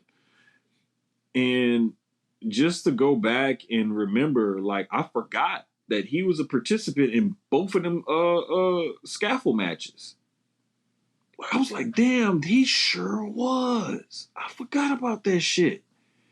And that's partially what led him to leaving there, because he found out, like, damn, they ain't paying me no. I'm getting paid $5,000. Y'all getting paid 10? 10? And I gotta take all these bumps and shit. And I almost had to catch Jim Cornette's stupid ass off this. And he didn't. Man, he fucked that shit. He fucked that man shit up. Bruh. He said it's a good thing he wasn't a football player, because, brother, you did not catch me. Bro, when you watch that shit back, he does like this. He literally watched that man fall. It's like, bruh, you should have went under him. Like, brother, what are you doing? You just looked at this man. He's like, nope. He said, oh, man. My bad. Bro. But the funniest one, and to let you know the type of man, you know, the real Ray Traylor was how bad he felt when he missed that spot with Stone Cold. Mm-hmm. I didn't even know that. I didn't even know that happened. Like, I watched it. Bruh, this is it, bruh, like, for him, and to hear people talk about the way, and to hear Stone Cold describe it. Mm-hmm. And to hear Stone Cold be like, damn, you know, and I love him. I love him to death, but I cussed his ass side up and down. He's like, where the fuck were you? Like, you had one job, which is funny. Like, brother, you did have one job. All you had to do was run out there and hit him with a chair, and you could have just went right back. That's it. And then you got Briscoe goofy ass, and he like, damn, I almost hurt Steve. And then when I saw that chair, I was like, that one, you didn't hurt him, but that shit did look ugly as a motherfucker. Like, that boy. Awkward as fuck. I was like, ooh, boy, it's a good thing you are not a street fighter, because, brother, you are horrible. The chair at him. He didn't hit him. He just said, Bramp. I was like, hey, man. But and then it's like, when they said that, I was like, brother, how do you forget your spot? Bro, like, that's the one thing you had to do tonight. That was literally it. Like, I think did he wrestle? The one fucking thing. The funny thing is, he wrestled that night. Because it was the tournament. It was the tournament. Yeah, I love the fact that they blamed it on him talking to Taker.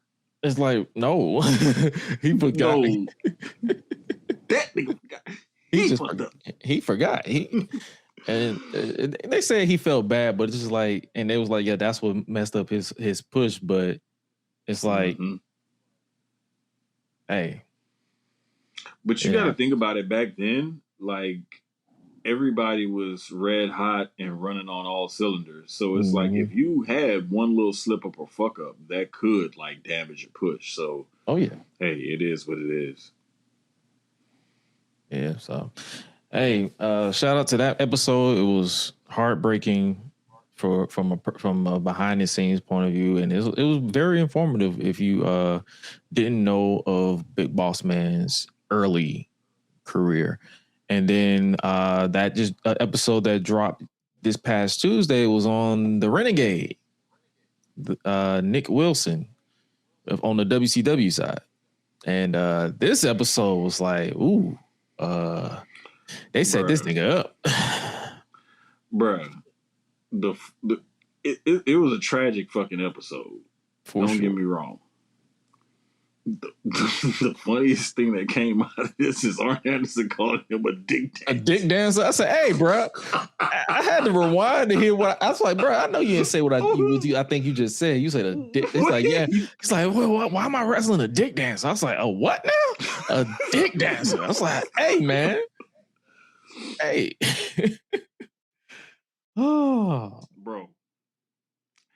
I'm like delirious. Because I've slept like maybe an hour or so within the last 24 to 48 hours. I don't know. It's something crazy like that. And I'm like, did that motherfucker really just say that? And then he said it like 3 more times. I was like, yep. He really just called him a dick dancer. He's a dick dancer. He stood on that. He's like, yo, this was at the end of the day, this man was not a wrestler. He didn't know jack shit about the business. But he was definitely a dick dancer. Bruh, to say that this dude barely trained... That's another. He's on TV wrestling, and then you put the title on him. Yeah, nigga. They was trying. See, this is why I should have followed my first mind and actually tried to be a wrestler back then, because they would have probably just let my goofy ass go on TV. I could have been the U.S. champion. You would have been the TV champion by 1998. What? Bro, I could have graduated high school. Well, wait. Right after I lost my scholarship to Tulane, instead of moving to Houston, I could have just went to WCW. Yeah, you could have moved to Georgia.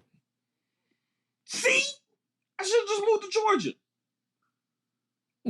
Bro, I could have been on Dark Side of the Ring right now. Yeah. And I would have been talking to somebody completely different. Hopefully I wouldn't be dead. But still, I'm just saying, that could have been me. It should have been me. It should have been me. I should have been a dick dancer. Wait,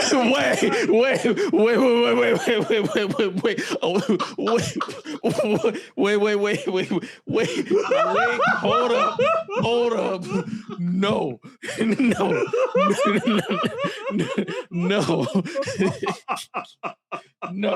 No.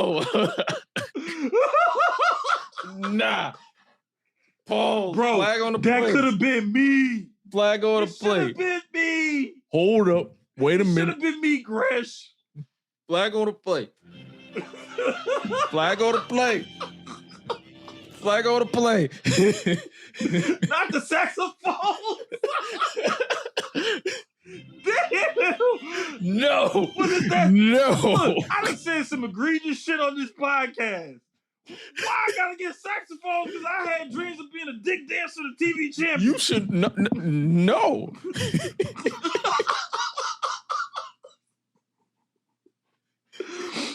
Hey, it's already in the clips. Oh God, it's already in the rundown. I marked time. I time man said he wanted to graduate and become a dick dancer. He didn't say I want to be the world heavyweight champion. He said I want to be a dick dancer and TV champion. It's like, hey man. That's backwards. Bro, I had dreams, damn it. Oh, man. Hey, this, ladies and gentlemen, this is what happens when you work a lot and you don't get no sleep. And you watch wrestling and you come on here and you pod.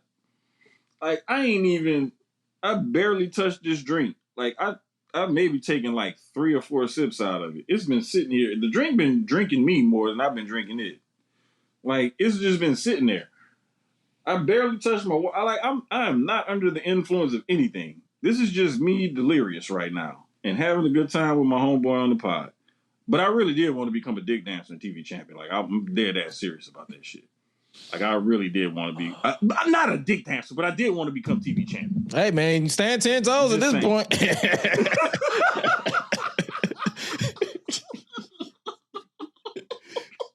Yeah, all right. Oh man. Yeah, this episode was extremely it was unfortunate but unserious at the same time.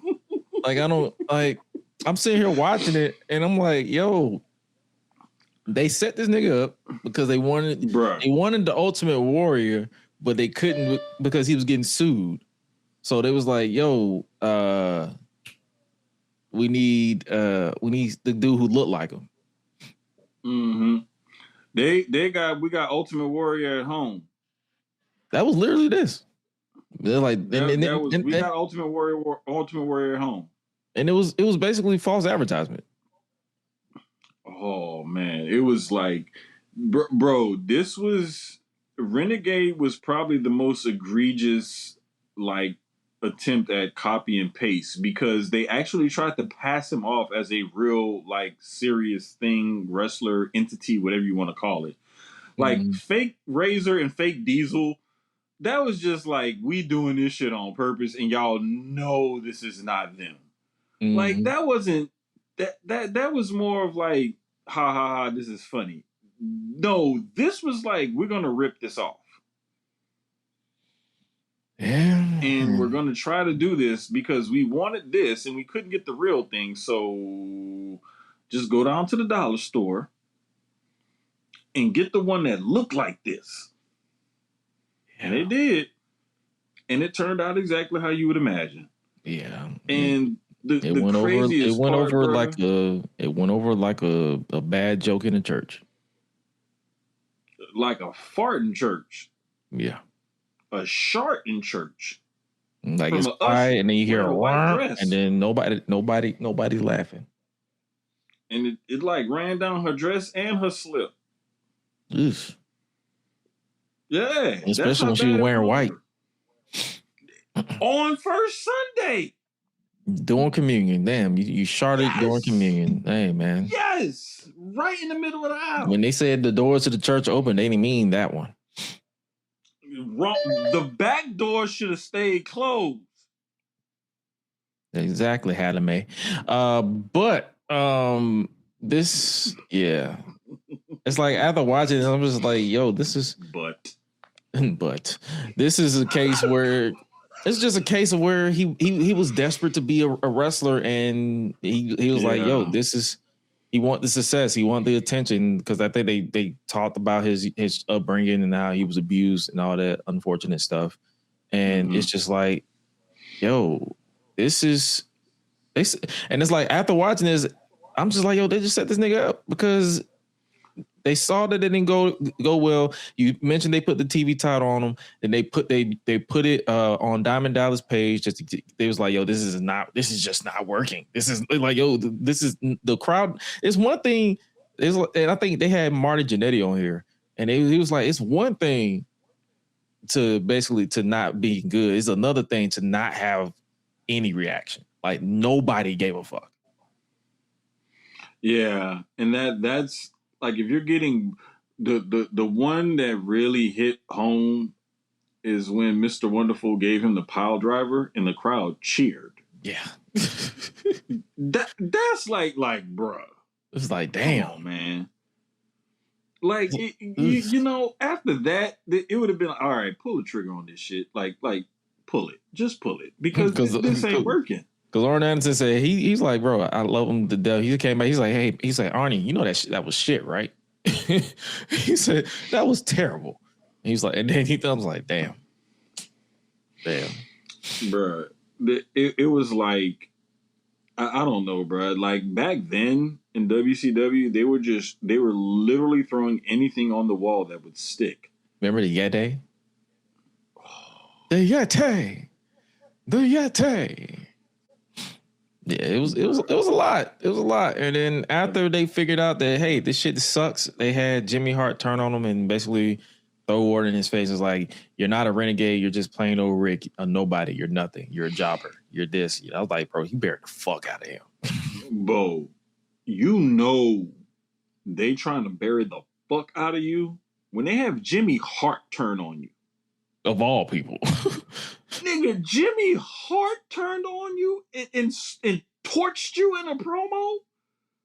You know how far down the fucking totem pole you got to be for them to let Jimmy Hart do that to you? That, and you know how far in the totem pole you got to be for them to eventually turn you heel and still have you lose. Bro, come on, bro. It's like, hey, at this point. And then when they actually brought in the actual Ultimate Warrior, they had him still. They was like, yeah, we're going to still use you as a stunt double. Bro, they buried him, dug him up, and then buried him further than what they buried him the original time they buried him. And then they shat on the grave. Yes. And then they fired him. Yep. Yeah. And then he went crazy. He went into depression. Killed himself. No, they say he killed himself. He had allegedly. The girl had the gun, and then he grabbed the gun and pulled the trigger. Yeah. Anyway. Oh yeah, the conspiracy theorist on me is like, how you? But then when they showed a picture of her, she was kind of small and he was kind of big, so he kind of big enough to wrestle the gun away from her. No, it's highly plausible, highly plausible. And ain't no telling what she said to like drive him to do that. So it's like, you don't know. That is highly plausible. It's also highly plausible that he could have been violent with her, and then in a drunken, like a drug-induced stupor, I'm gonna make this look like a suicide. Yeah. Hey man, the possibility is not lost on me on any outcome, but at the end of the day, it's outcome. Like, in either outcome, but.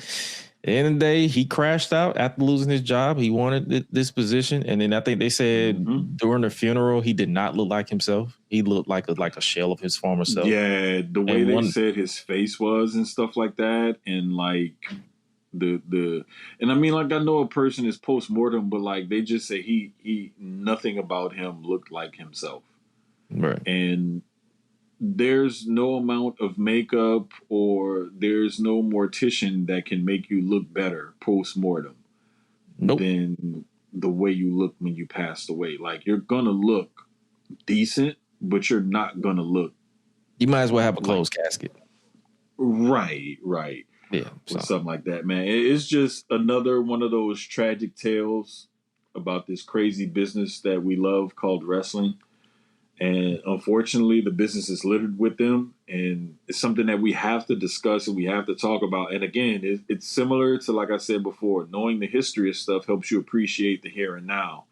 Mm-hmm. And hopefully learning the tragic history of a lot of things helps you prevent going through those tragic things again. And the way the business is nowadays, and I'll keep saying this until I fucking blue in the face, is it's in such a healthy place right now as far as business is concerned, but also as far as like those tragic stories is concerned.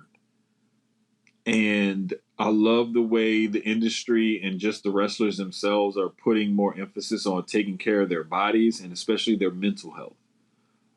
Because a lot of the times these problems that a lot of these older wrestlers had and a lot of the drug and drinking and everything was due to mental health issues, whether it's just stress and depression or it's something deeper than that.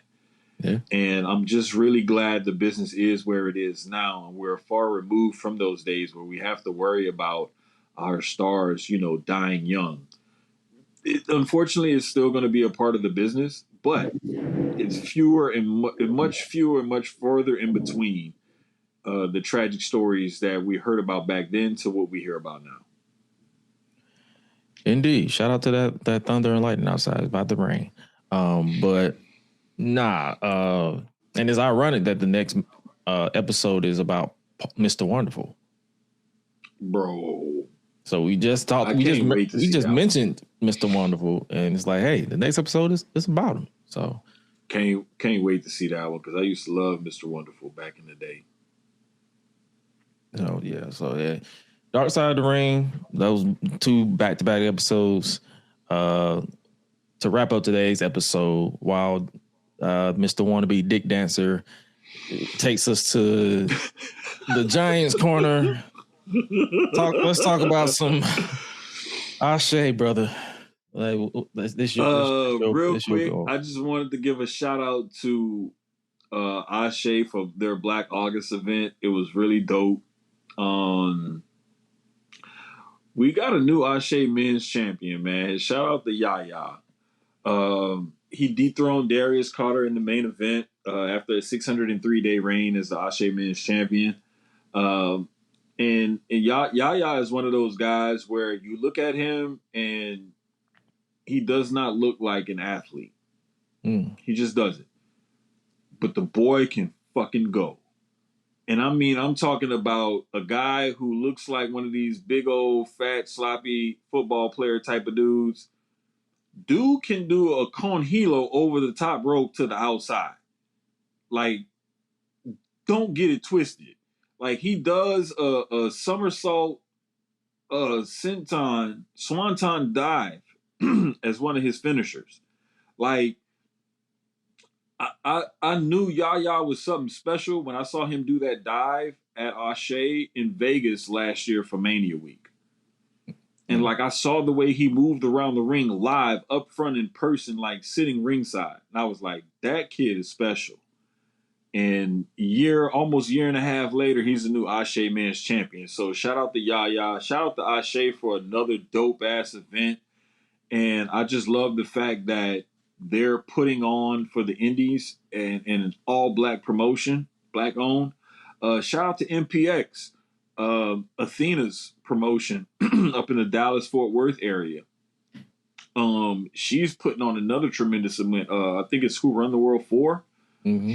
And they announced a lot of top talent that's going to be there. If you follow Mika at Mika the Mage on Instagram, Twitter, and all of that, she was one of the ones who had the exclusive. So shout out to Meeks, because it was her, Sean Ross Sapp, and somebody else. Like, they were the three who Athena gave that exclusive to. So shout out to her, shout out to them. Just a lot of dope stuff going on the indies. It was somebody else. It was another promotion. House of Glory just had one of their shows. I think it was last night, if I'm not mistaken. Yep. Where Amazing Red dethroned Zilla Fatu, and then he said his goodbyes because he's evidently WWE bound. So, no, brother. Yeah, a lot of dope stuff going on the indies, man. I just wanted to give them a shout out, especially Yaya, for winning that Ashe Men's title. For sure. And if Zilla's going to WWE, he need them Evolve graps. Send his ass to Tubi. Man, that boy need to go straight to Evolve. No, I said send his ass to Tubi because Evolve is on Tubi. Send his ass straight to Evolve, brother, because nigga.